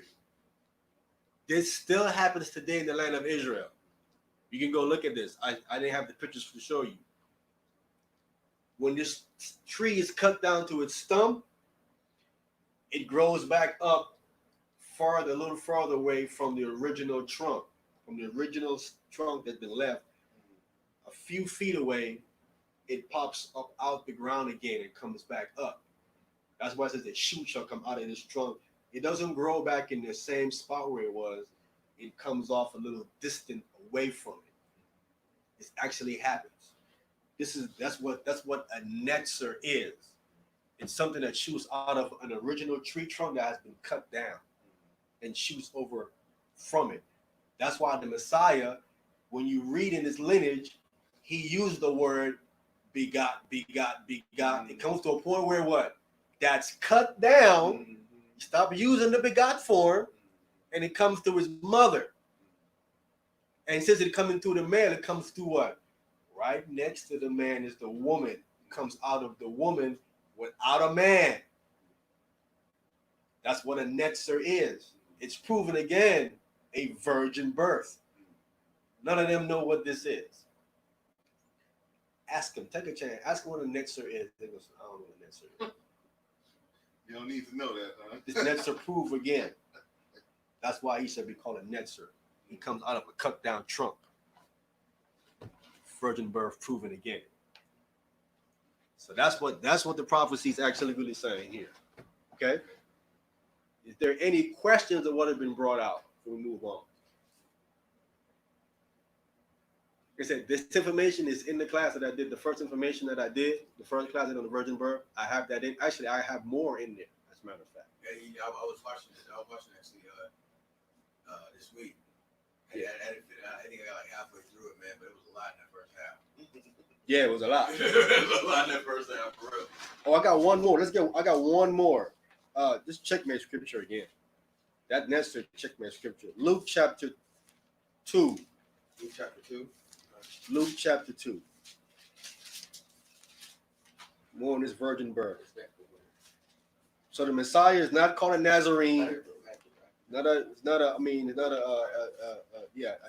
Nazarene. Or no, I mean it's not a Nazarene, not a Nazarite. Not a Nazarite.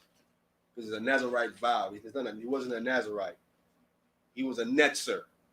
Accurately what he was. Luke chapter 2.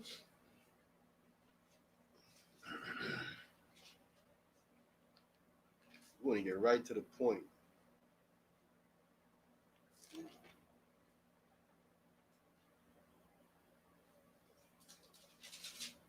Start at verse 1. Let's start at verse 1. Luke chapter 2, verse 1.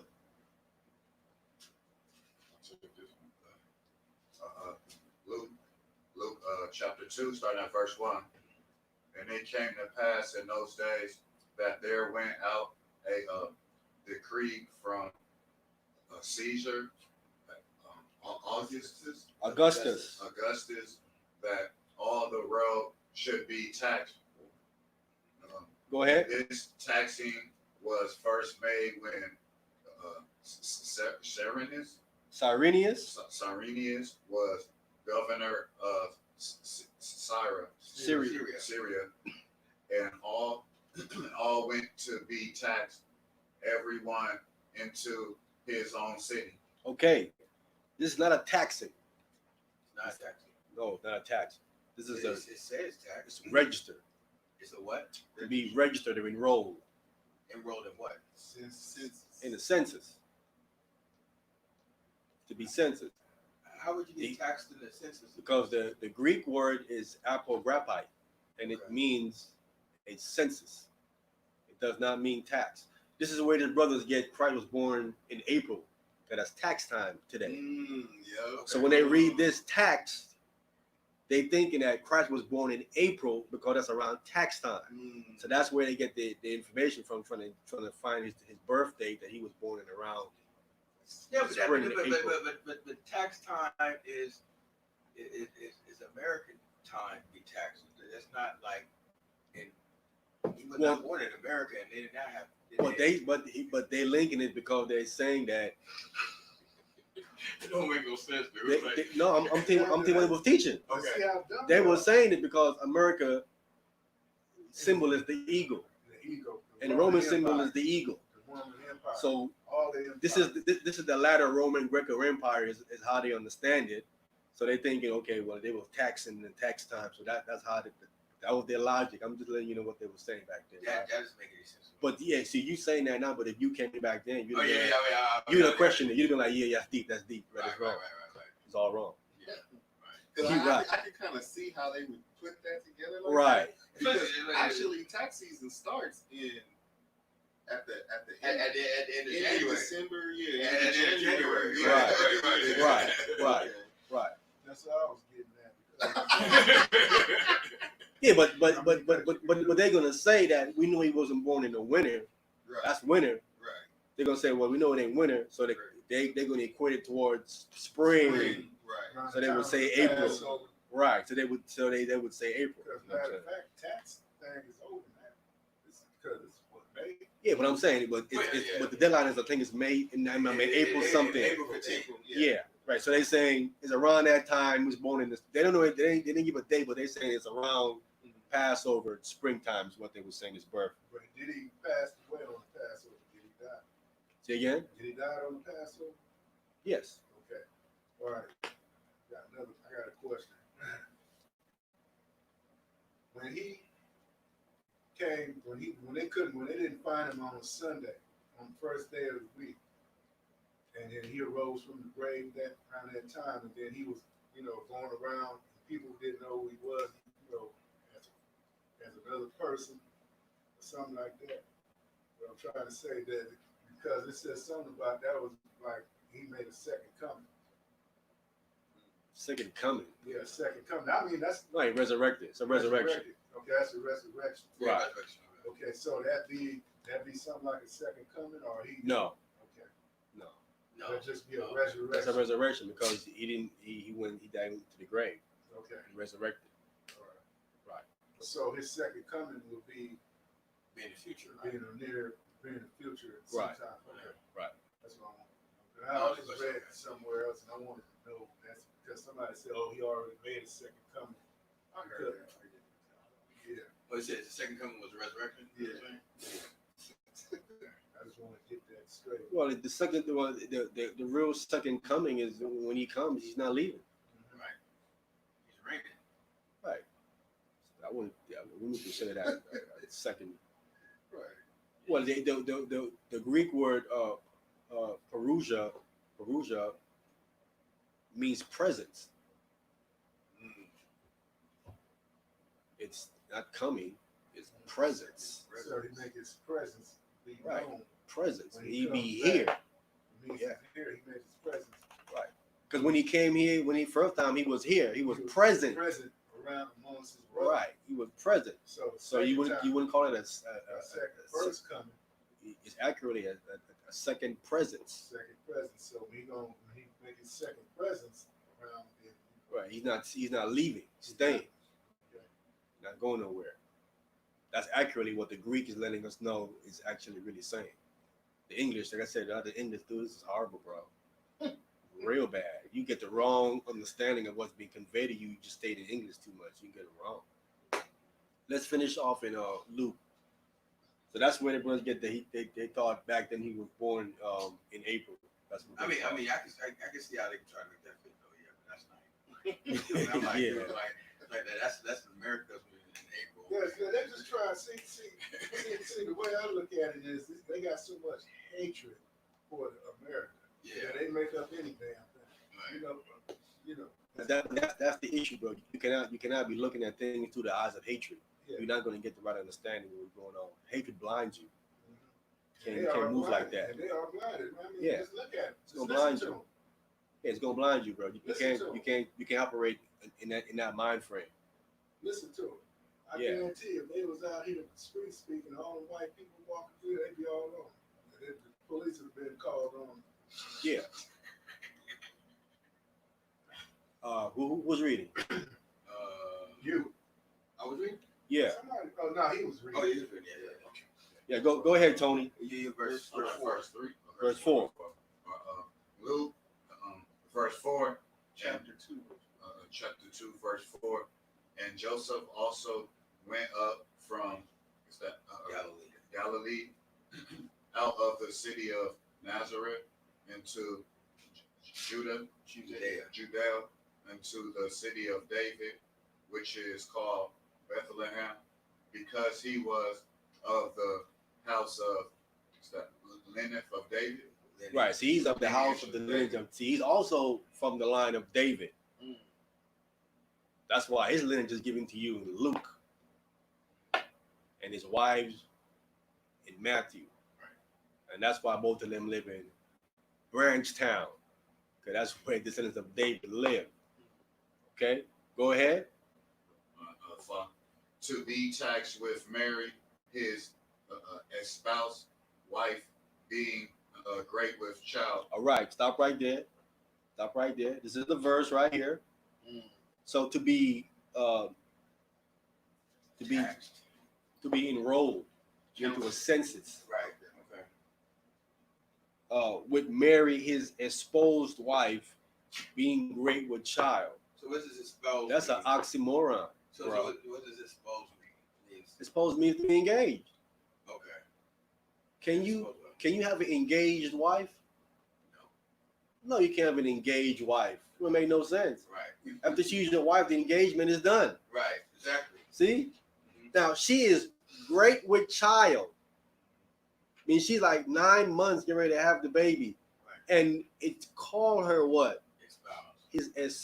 His engaged wife. Right. This is when she's pregnant. Right. And they say what?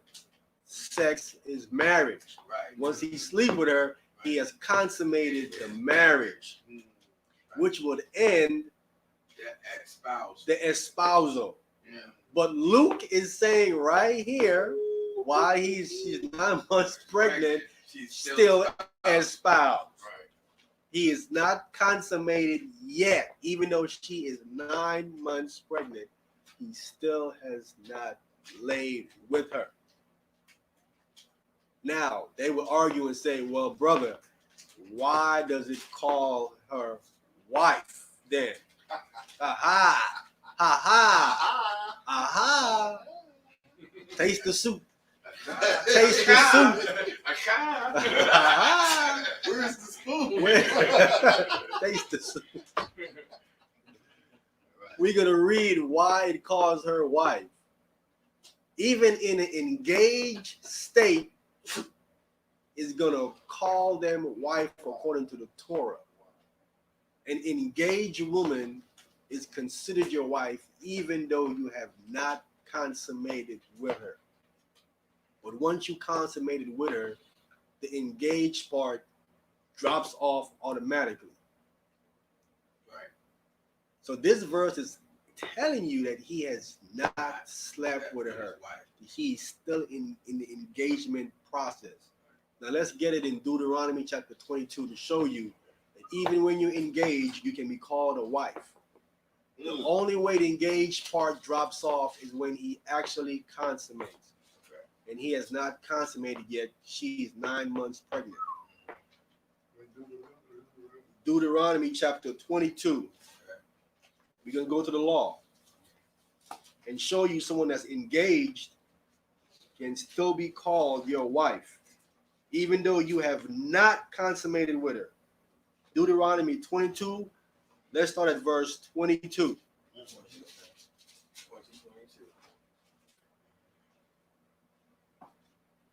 Okay. Brothers, okay. Deuteronomy chapter 22 and verse 22. If a man be found lying with a woman married to a husband, then they should both of them die.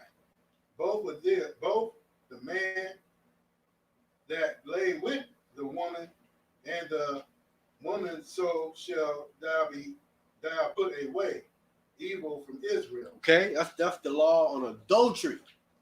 Be clear. I just want to get the law so we can understand what it is, right?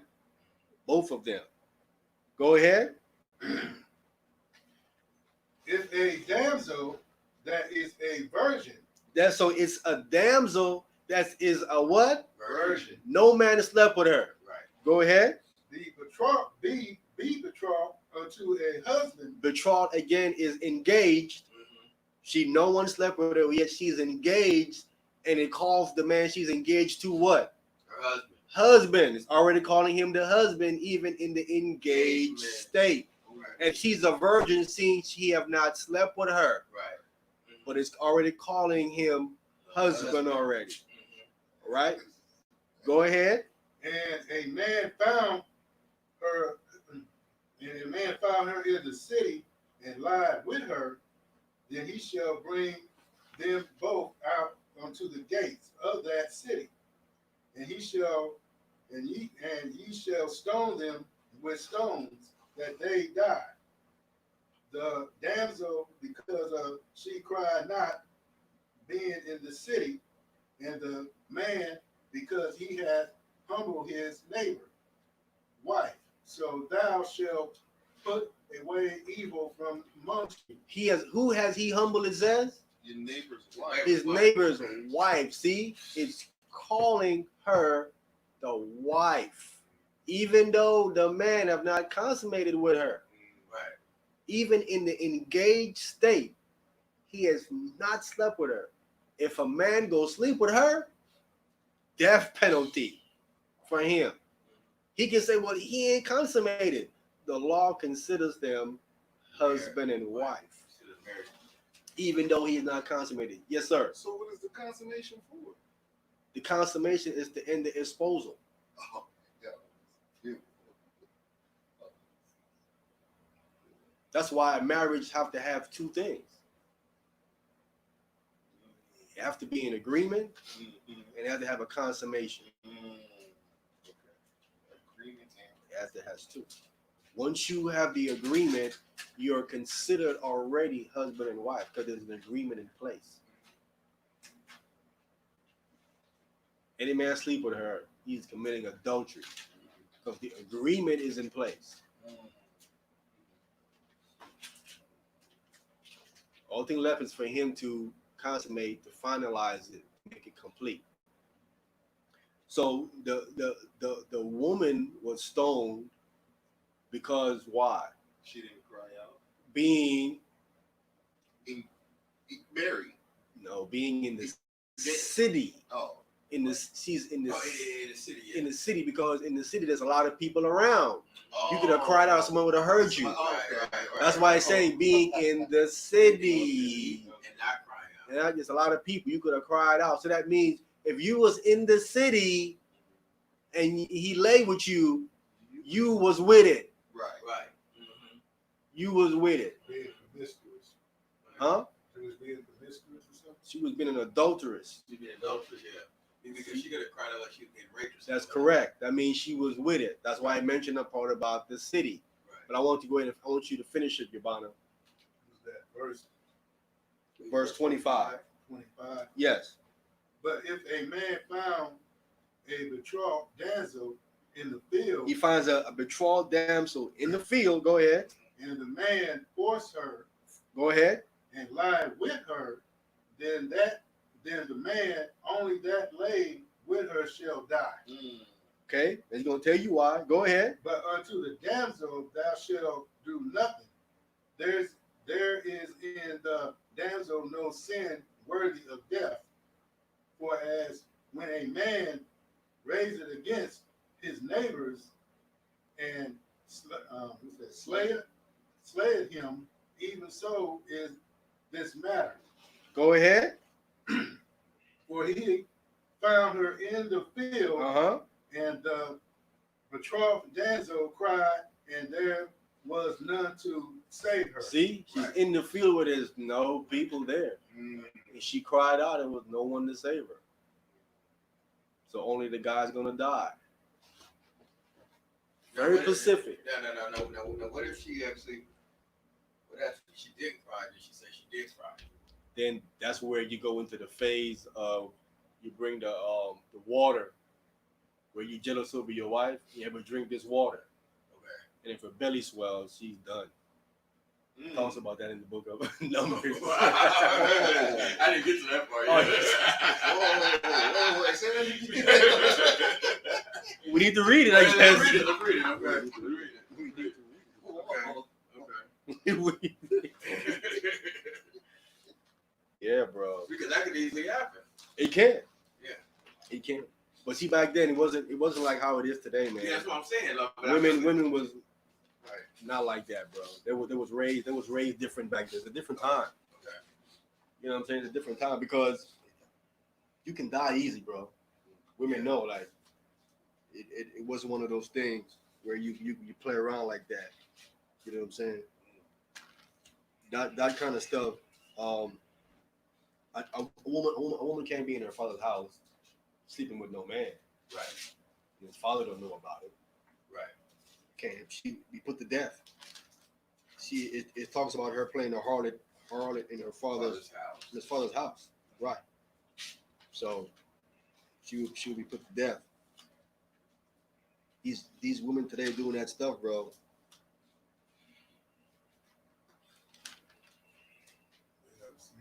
The law kills all that. Yeah, go ahead, Yabana. No, I was just saying. Now, women indeed, today's women doing all that stuff is just. That's all I can say is that. I mean, they don't care. Brother, it's happened because the home is broken. No father. There's no man figure in the house. You know what I'm saying? The mother, she's doing her thing, man. There is no structure in the house. You know what I'm saying? For her to be raised right, and the son neither. That's why there's gang banging and all that going on. There's no structure there. There's no father figure there to deter that kind of stuff. Because you know a father, he gonna protect his daughter. He ain't gonna have no kind of man do that with his daughter. Right. So what's the Yeah. difference? Right. Numbers chapter 5. I think it's Numbers chapter 5. I think it's Numbers chapter 5. Yes, mother and daughter can't get along either because they be cursing each other out in the house. Say again? I said a mother and daughter, they can't get along anyway Right. because they be going at each other, cursing each other out. So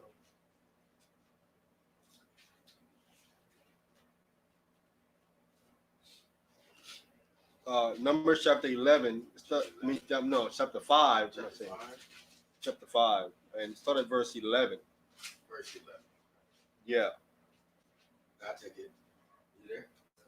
Okay. Numbers chapter 5, starting in verse 11, and it reads, And the Lord spake unto Moses, saying, verse 12, Speak unto the children of Israel, and say unto them, If any man wife go aside and commit a trespass against him. So this trespass means what? What's a trespass? She went aside and slept with somebody else or something. Oh, so that's what this trespass means. Okay. Yeah. Okay, verse 13. And a man lie with her carnally, and it be hid from the eyes of her husband, and be kept close, and she be defiled, and there be no witness against her, neither she be taken with the matter. See, that was your question, right? Yes. Cried out in the field. No one don't know, just those two. There was no witness. It says clearly, right? There was no witness against her. Right. The thing was kept closed, but she is defiled.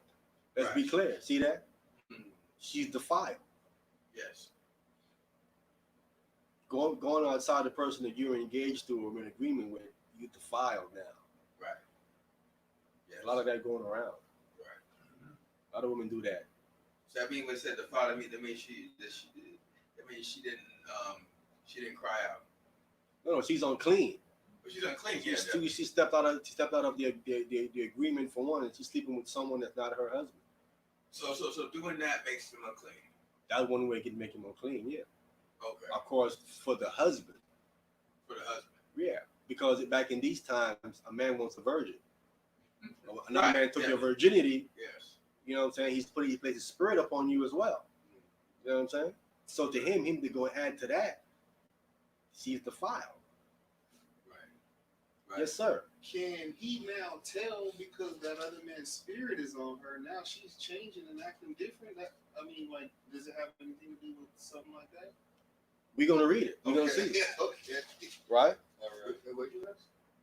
I was like, because he just said this other person's spirit is on her. Okay. So I just okay. Go Every ahead. time you sleep with him, your spirit come amongst him. A different spirit. I could have told when my wife had cheated on me. I felt I knew it. There was this kind of a disconnect. It was a disconnect. I felt the disconnect.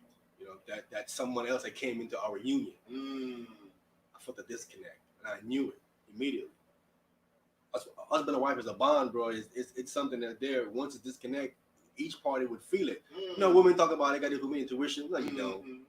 It's a spiritual bond that you have. If it's true, you'll be able to tell if they went out on you. You will feel that disconnect once they come in the room and you start dealing with them. You be like, something is wrong here, because another spirit had entered into the union, and there's a divide. Okay. But only if you're spiritual minded. Only if you're spiritual. If you're carnal minded, You're not gonna see no, it. you're not. You ain't gonna catch it. Right. Okay. You're not in tune with the spirit. But go ahead. Okay. Verse 13? 14. Verse 14? Yeah. Okay, verse 14. And it reads, and the spirit of jealousy come upon him, and he be jealous of his wife, and she be defiled. Or if the spirit of jealousy come upon him, and he be jealous of his wife, and she be not defiled. See, he's feeling something. It's calling the spirit of jealousy. He's feeling that she went out on him. You did something. I'm feeling there's something here. And it worked the other way too. But they call it women intuition. No, it ain't women intuition. So spirit of jealousy come upon him because he's thinking, I think you went out or you stepped out on me. You know what I'm saying? So now he's gonna go through a process of how to figure if it's true or not. There's a law going to tell you how to go about doing it. Go ahead. Verse 15. When shall the man bring his wife unto the priest, and he shall bring her offering for her, the 10th part of an ephah Yep. of barley meal. He shall pour no oil upon it, nor put frankincense thereon, for it is an offering of jealousy, for an offering of a memorial, bringing iniquity to remembrance. See, bringing what she done did wrong back to remembrance. So this isn't a zakar right here. Huh? This isn't a zakar memorial right here, right? Yeah, it's a card. Sorry. Memorial. Yeah, bring it back to remembrance. Yeah, the remembrance to what? Speaking. See? Right. Because she got to speak about what happened. Right. Okay. Oh, okay. Right? Yeah, like a section. Right. Okay. Right. Go ahead. Verse 16. And the priest shall bring her near and set her before the Lord. And verse 17. And the priest shall take holy water in the earthen vessel, and of the dust that is in the floor of the tabernacle, the priest shall take it and put it into water. Go ahead. Verse 18. And the priest shall set the woman before the Lord, and uncover her, cover the woman's head, and put the offering of a memorial on in her hands, which is the jealousy offering. And the priest shall have his hand the bitter water that causeth the curse. Right. So they can place her before the Lord. Right. They shall do what? Uncover her head, showing you what? Her head needs to be covered. Women with covering their heads. Women to cover their head, yeah. When we talked about the situation, we had the question in 1 Corinthians chapter 11 about the head covering. Trying to say women didn't cover their head. Women did cover their head. See, right here, this woman came before, and then she uncovered her head. She covered her head up because she has a covering. Women that have that covering is another sign that she's what? Married. Married, yeah. Married. That's what it is. Right. It's a sign that she's married. Head not covering, or you see certain women, they have theirs way in the back. It isn't all the way over their head. It be here, but it be way in the back of their head. You probably not noticed it. I have to see it. I have to see the image. Notice it. It's way in the back. It's not, the head isn't covered. They have it up here to show a sign of I'm humble, but I don't have a husband, so I don't have it all the way over. They have it in the back. Yeah, I need you to pay attention. And you gotta show like find a picture or something like that. You go look at this Muslim woman. You see him. Okay. Some of them will have it. They'll have it in the back. Right. He's not all the way over their head. Oh, so they're not some that one halfway like that. Right. They're not. Oh, kind of like Correct. in the Godfather Harlem, like his daughter had something like that. Yeah, she had something similar like that. I think it wasn't all the way covered. Oh, in the Yeah. oh God, his daughter. Yeah. Okay. Right, it's not all the way covered. Okay, I see what you're saying. Yeah, because it was like right in the middle of the head. Right. Got you. Right. Yeah, go ahead. We're verse 19. Okay, verse 19. And the priest shall charge her by an oath, and say unto the woman, if no man have lain with thee, and if thou hast not gone aside to uncleanness with another instead of thy husband, be thou free from this bitter water that caused the curse. See, going aside again from your husband is going aside to uncleanness. See, it's giving you know an other understanding of the element of when you commit adultery. It ain't just you sleeping, you're now going into uncleanness. It's an unclean thing for you to be betrothed to a man and sleep with another woman. It's uncleanness. It's not a level of the Most High despises because it's not clean. It's filth. See, this is the understanding that you raise your daughter up with, so she don't understand. I can't do that. Right. That's uncleanness. I can't. I got a man. Right. I ain't gonna mess with that. Right. Stop listening to Nicki Minaj. Special K. Special K. Stop listening to Special K. You heard Special K song? I got a man. What your man got to do with me? that song. I heard that song. Right. What you mean? Got to do with me. Yeah, I heard that song. I'm not trying to hear that. See, yeah, I heard that song.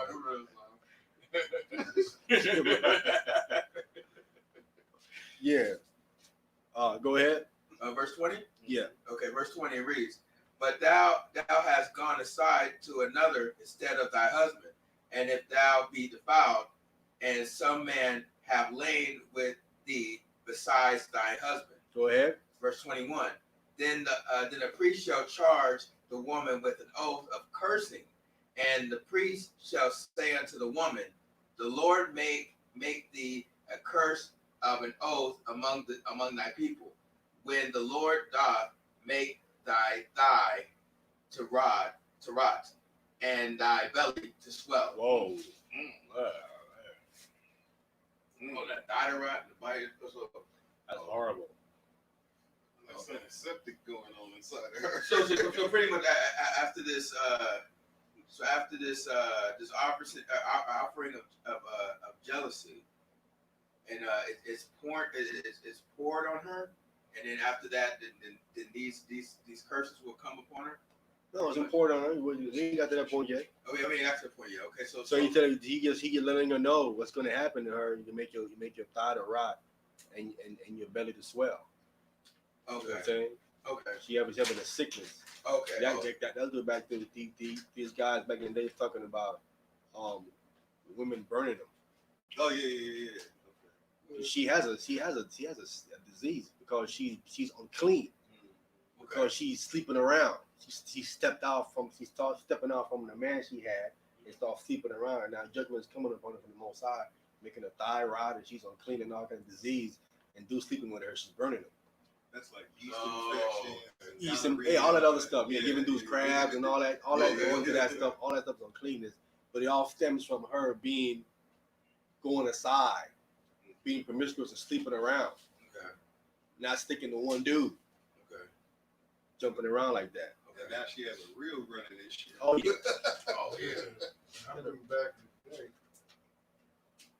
there was this chick that this guy used to work with, and his girlfriend would come around. When I used to work at Ralph's, and his girlfriend would come around. And she had this odor on her like they had sex already, or she was doing it to somebody else, and he didn't know until he smelled it. Was just, and I smelled it, I'm like, whoa. Yep. She never cleaned, washed herself or something, man. You better, The thigh is rotten. What happened to her? The thigh rot. Being wicked. Yeah, go ahead. Verse 22. And this water that causes the curse shall go into thy bowels, to make thy belly to swell, and thy thigh to rot, and the woman shall say, Amen, Amen. Right. Go ahead. Verse 23. And the priest shall write these curses in a book, and he shall blot them out with the bitter water. And verse 24. And he shall cause the woman to drink the bitter water that causeth the curse, and the water that causeth the curse shall enter into her and become bitter. Go ahead. Verse 25. And the priest shall take the jealousy offering out of the woman's hand, and shall wave the offering before the Lord, and offer it upon the altar. Go ahead. And the priest shall take a handful of the offering, even the memorial thereof, and burn it upon the altar, and afterwards shall cause the woman to drink the water. It's verse 27. And when he hath made her to drink the water, then it shall come to pass that if she be defiled and have done trespass against her husband, that the water that causeth the curse shall enter into her and become bitter, and her belly shall swell, and her thighs shall rot, and the woman shall be a curse among her people. You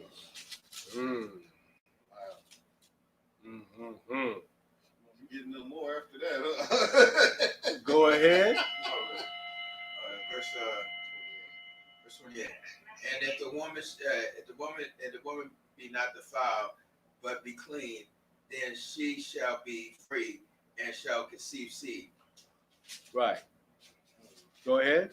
And if the woman be not defiled, 29. Verse 29. This is the law of jealousies, when a wife goeth aside to another instead of her husband, and is defiled. Right. Go ahead. Or when the spirit of jealousy cometh upon him, and he be jealous over his wife, and shall set the woman before the Lord, and the priest shall execute upon her all his law.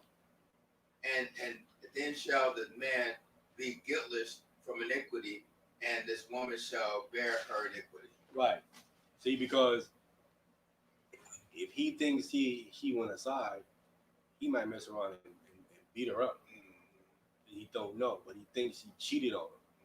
So that's what the last verse says. Then shall the man be guiltless from his iniquity, because he might have did something to her, but now he's found out for sure if she did or not, taking her to the priest. See what I'm saying? Another reason why I see that's why is again it's pertinent that we come up on another level, because this is the thing that we can do. in these days. You know what I'm saying? As being priests under the order of Melchizedek. A man can say, man, I'm gonna have going out on you, man. You bring her. We're gonna do the same thing here. What the priests would do, they would fast and pray, wash their clothes and their body. You know what I'm saying? Fast and pray for 3 days, get themselves ready. And they would bring her, and they would go over the water and have her drink it, and go through the process. And you will see. This stuff can be done today. We just gotta believe we can do it and follow the protocol that's given to us in the scriptures to a T. Oh yeah, my nephew said like they gave it as it was early, had to go do something. He said they're gonna come back in a minute. Okay. So we can go back. So now you got that information there. We go back to where we was in Luke chapter 2. Luke chapter 2. Luke chapter 2. Yeah, the other brother spots. Too. Yeah. He probably had to leave me. He's all the way in Florida, man. Yeah, Florida. Yeah. It's like 6, 7, 8, 9 o'clock. It's about to be 9 o'clock here. 9 o'clock down there, man. You said Luke chapter 2? Yeah, in Luke chapter 2. Oh, it's about. It's So I gotta be about 8 something. 9. It's about to be 9. About to be 9. Yeah, because it's about to be 6 right now. So. Yeah. So they 3 hours different. Yeah, so Luke chapter 2, verse 5 again. 2 verse 5. Oh yeah, that's where we left off.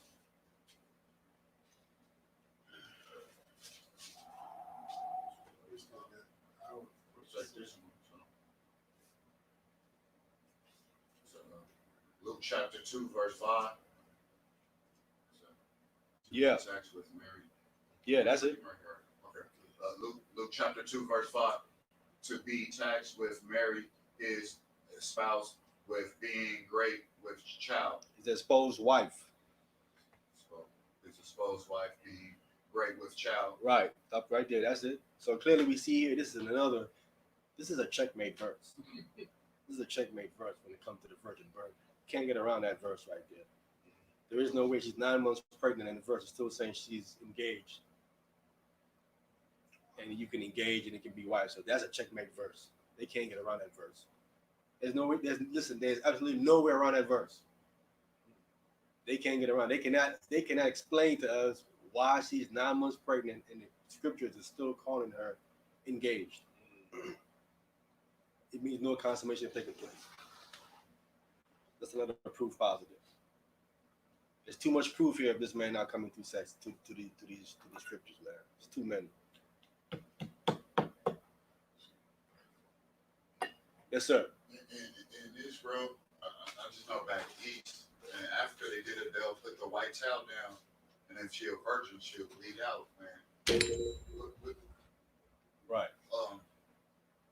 Did they do that with Mary after she had received Jesus? No, there was no sex. There was no sex.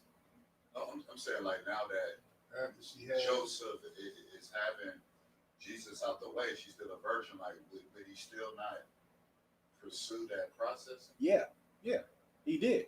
I mean, today where we at, she's not a virgin today where we at. She's not a virgin today. They be called her the Virgin Mary. So you pick up the virgin birth, going taking it back to that particular time frame. She had there was children after that. Christ had brothers and sisters. So people say that was from a previous marriage that Joseph had with another woman that passed away or something. But I think it's from Mary, because Christ was called her firstborn. Firstborn meaning not just the first one. I mean, they had others after him. Right?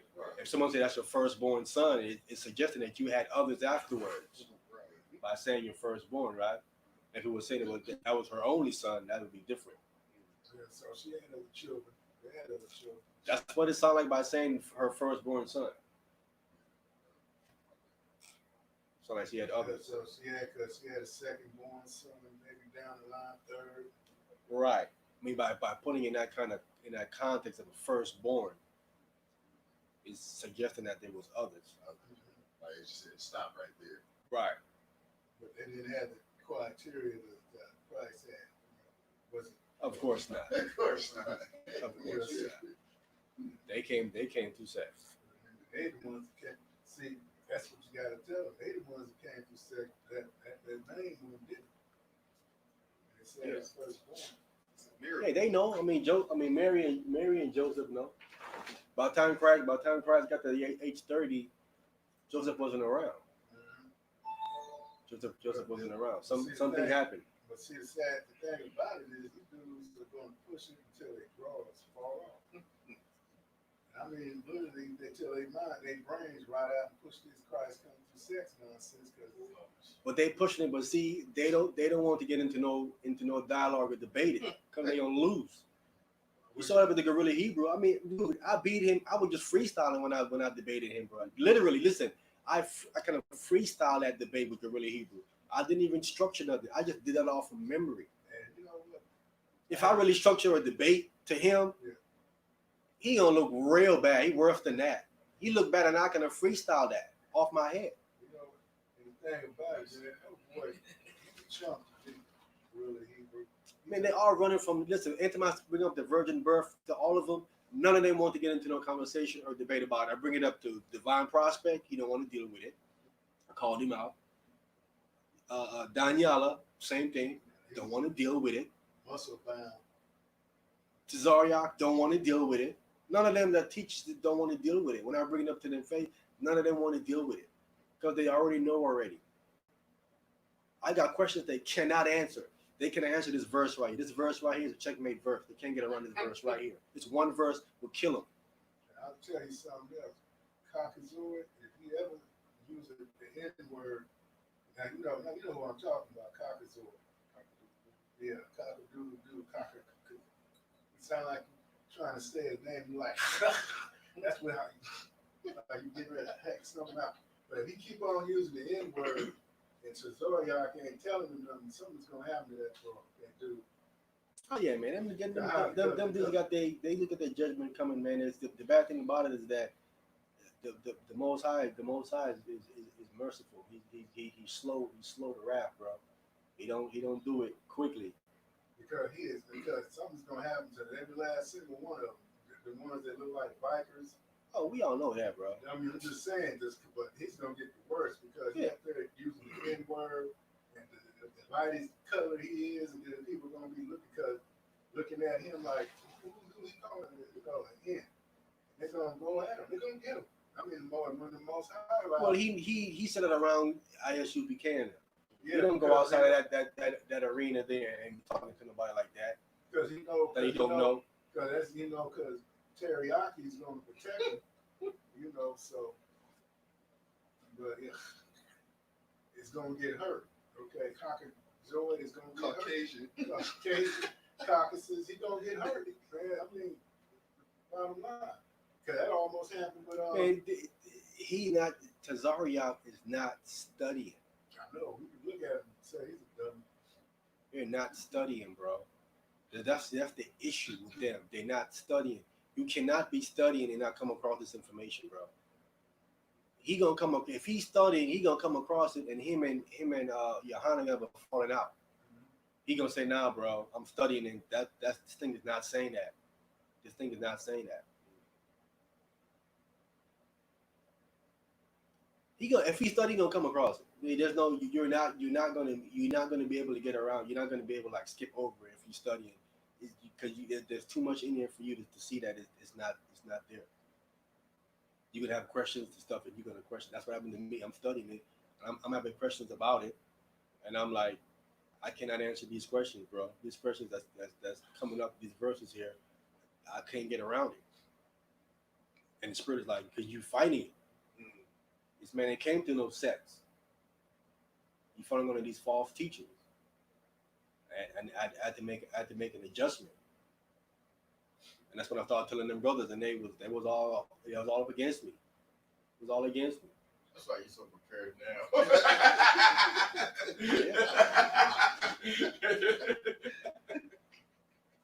I had to be, bro. I'm dealing with dudes who've been in this thing longer than I have, so I had to know. I had to know my stuff. I had to know my stuff. I had to be prepared, and I didn't have what I have now. I just had barely any of it. The little bit I had, I couldn't even refute. I had a little bit. I didn't even have this. None of this. I had none of this. What I brought today had none of this. None of this was even. I had none of this at all. What I had in the video, I didn't have most of that. In that video, all I had was the part where it doesn't say that Joseph begot Jesus. Right. I had that. I was running with that hard. You know what I'm saying? I ran with that to the fullest, and they couldn't even deal with that, and that was just nothing. But yeah, man. So they couldn't refute that I had, and but they still, they still wanted to go with it. They still, I don't know. I don't know what they obsession that they have with this man wanting to come through sex. Until I start thinking about it, I'm like, they must need that to have a connection with the Messiah. To see when he came through sex, we came through sex. He make it, I can make it. You know what I'm saying? That's what I'm thinking. That their obsession, that they just have to be that way for them. So this word trespass, what does word trespass mean? We can go look it up. Let's go look it up right quick. So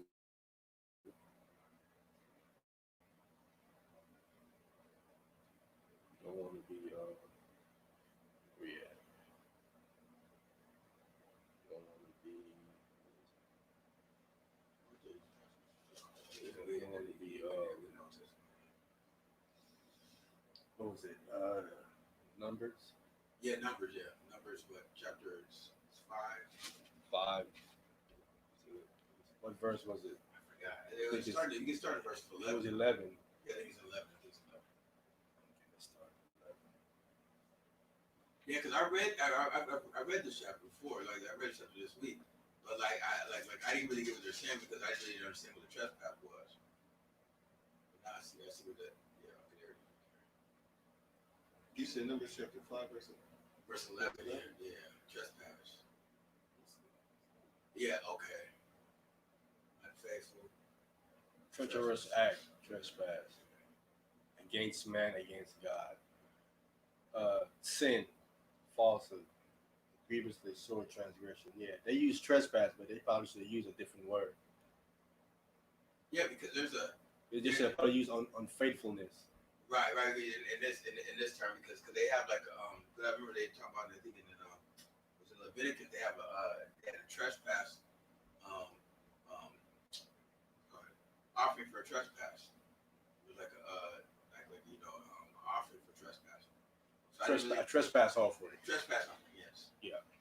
So I was like, I did have a question, but I couldn't think of it, but this trespass, this when we refer to this, it was talking about being unfaithful. Correct. Okay. Yeah. You can see it right here. Unfaithful, treacherous act, treachery, trespass, unfaithful act, unfaithful deeds, unfaithfully, unfaithfulness. So very unfaithful. So pretty much like when they talk about this trespassing, that would be like talking about being unfaithful. Right. Okay. Yeah. which would fall under adultery. Which fall under adultery, yeah, like Correct. Yeah. Falling adultery. But he doesn't know. He doesn't know. There's no witness. There's no witness. There's no proof. There's no proof. Because if there's proof, she's dead. Right. Right. Her and the dude is dead. Right. There's no proof. There's no witness. He just think that she did something. So he goes through that process to see if it's true or not. I mean, it's a fearful thing for anybody to come before the Most High. Like he don't know what you did. He know what you did. Right.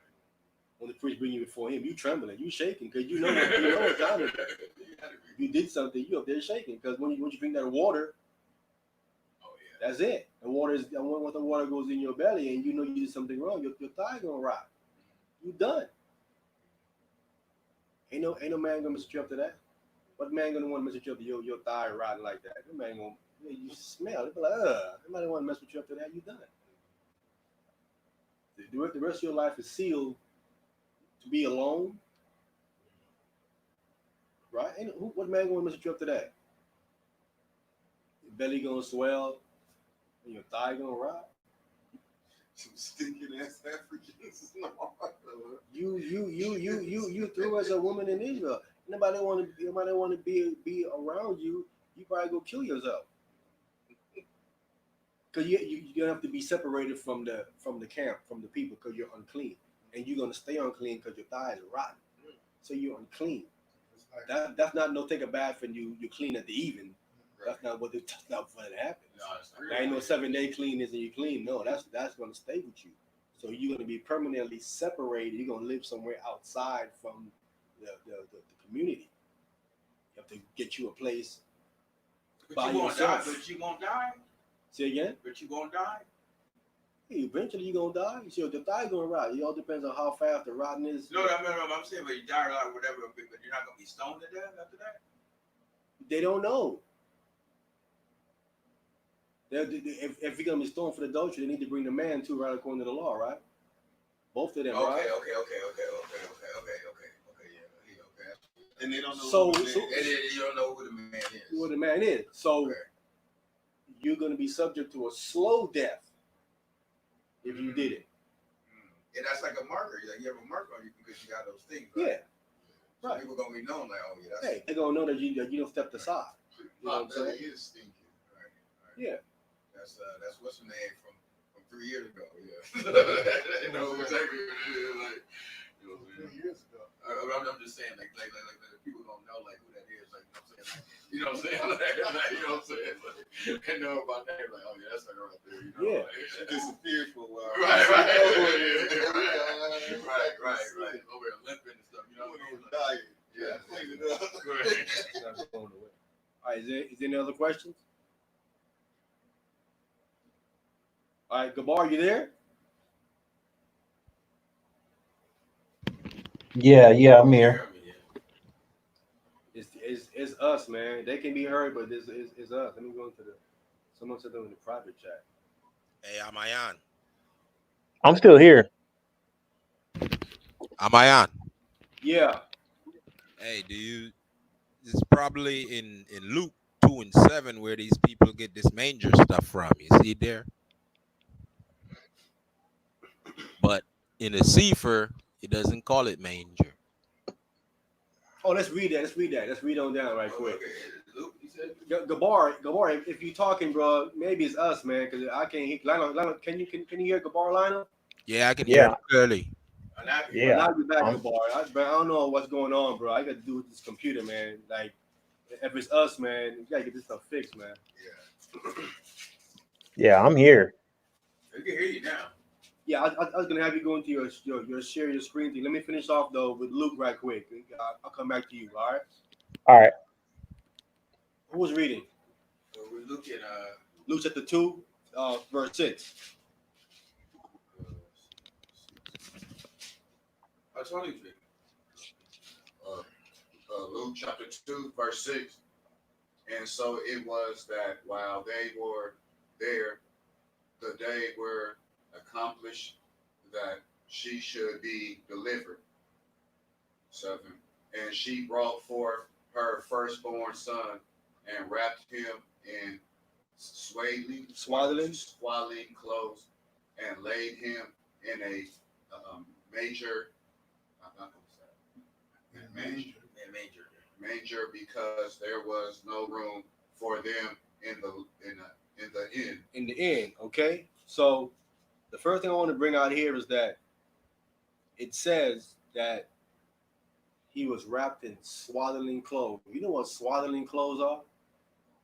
Swaddling clothes are priest garments. When the garments get old, the priests cut the garments up. And they use some of them to light certain things outside of the temple. It keeps the lights going. Sometimes they would give the old garment to mothers to wrap their children in. Swaddling clothing are priestly garments, older priestly garments that are called swaddling clothing. So Christ was wrapped up in priestly garment. Okay. It's crazy. He's a priest after the order of Melchizedek. He was wrapped in priestly garments. That's what swaddling clothes are. Okay. Right? And laid him in a manger. So Ariel, you were saying what does it say in the cipher about the manger? It said and laid him in a kukah, something spelled Cukkah, and then in parentheses it has booth, tabernacle beside it.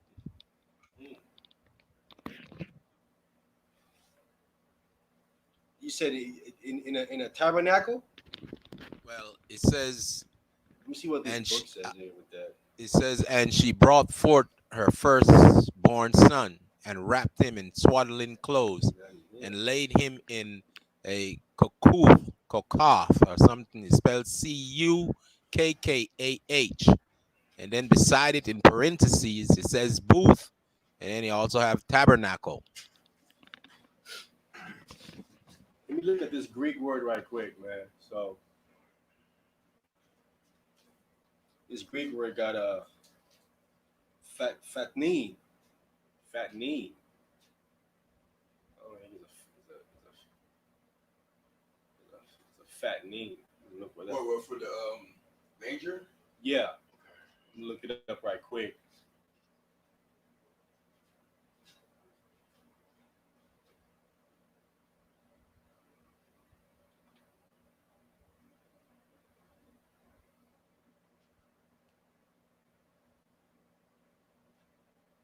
They trying to say he was born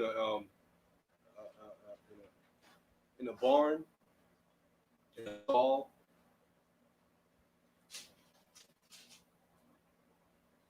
What verse was that? 7. 7. Up in swaddling clothing in the manger. Fat name. A crib. A manger, a stall, a crib, a manger.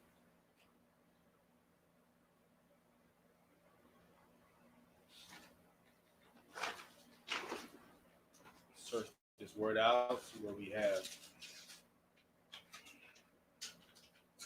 Hey, it's saying it's a manger, man.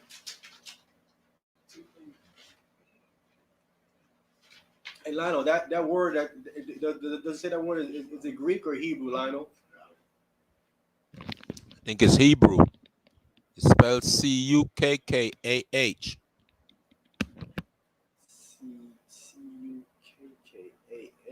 Where's he getting it From the Sefer. It's a Bible compiled by this doctor who has all the books in it. The books that they take out the Bible, he put all of them back, but most of them back in. Yeah, it says it's a cattle crib or a feeding box, crib for cattle, a manger. So he was in a barn.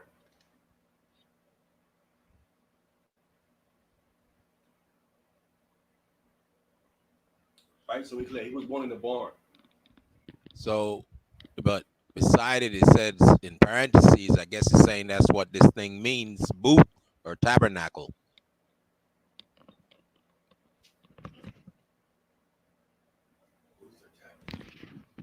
Earlier you said he was born. Do you have your Sefer on your computer When in they the came Eastward? Oh, let me no, he was in a no, he that I think what you're reading so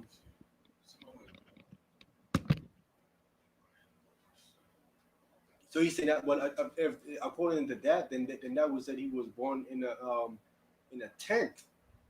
That's what a booth would be, or a tabernacle. He was born in a Oh, that is exactly that does make sense. It does. Yeah, There's a roof on top of the D. No. That's not why it makes sense. No. It's like the Feast of Tabernacles. It's the Feast of Tabernacles. That's why it would make sense. It's the Feast of Tabernacle. That's why there's no room for them in the inn. Right.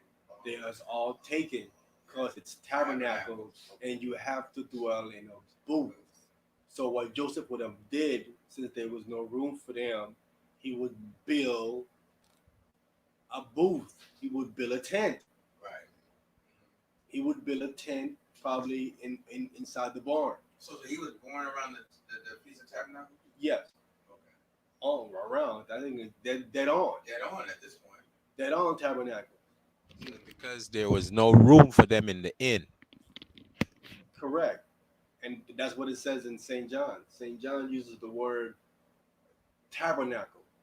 He says the word became flesh and tabernacle with us. The English says the word became flesh and dwelt among us. The Greek word says no. The Greek word says the word became flesh and tabernacled amongst us. So that's why it would make sense that Joseph would make a tent, and that's where Christ was born. And the Hebrew word I think is sukkah. You spelling it Cukka, but these fake Jews has it as Sukka. They call it a sukkah. Call it a sukkah tent. That would make sense, bro. Yeah, definitely. I know he was born around Tabernacle. It's not dead on Tabernacle, that's for sure. The timeline tells you it was Tabernacle time when he was born. It would make sense that Joseph would then have to build a tent to keep the Torah. So Tabernacle is in the 7th month of the year, right? Correct.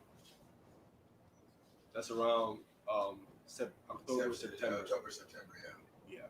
So yeah, that would be accurate. He was born in the tent, a sukkah, a tabernacle, not in the well, he was in a barn, but in a barn with a tent made inside of the barn, having tabernacle and swaddled in priestly garments as well. Swaddled in clothes, priestly garments. From what she's saying, it seems like that would be in the adult. Because in the barn, they're gonna have it still blocked off and segregated. Right. You know, Right. Yeah. That would make sense. That would make sense right there. in the order of Melchizedek. Maybe in the order of Melchizedek, like just ask them. All right. Is there any other questions on that? Hey, Gabar, you there? You ready? Yeah. No, I was just I looked up. I'm just trying to look up that word too. I'm just trying to see how it's used in the Septuagint.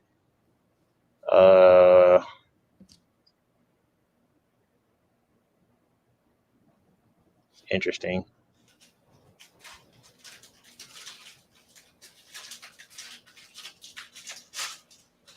But yeah, we can come back to that. All right, cool. I guess I know you live right now. You want to stop the live stream or? Yeah, let's do that. All right. Let's stop the live stream. Should be enough.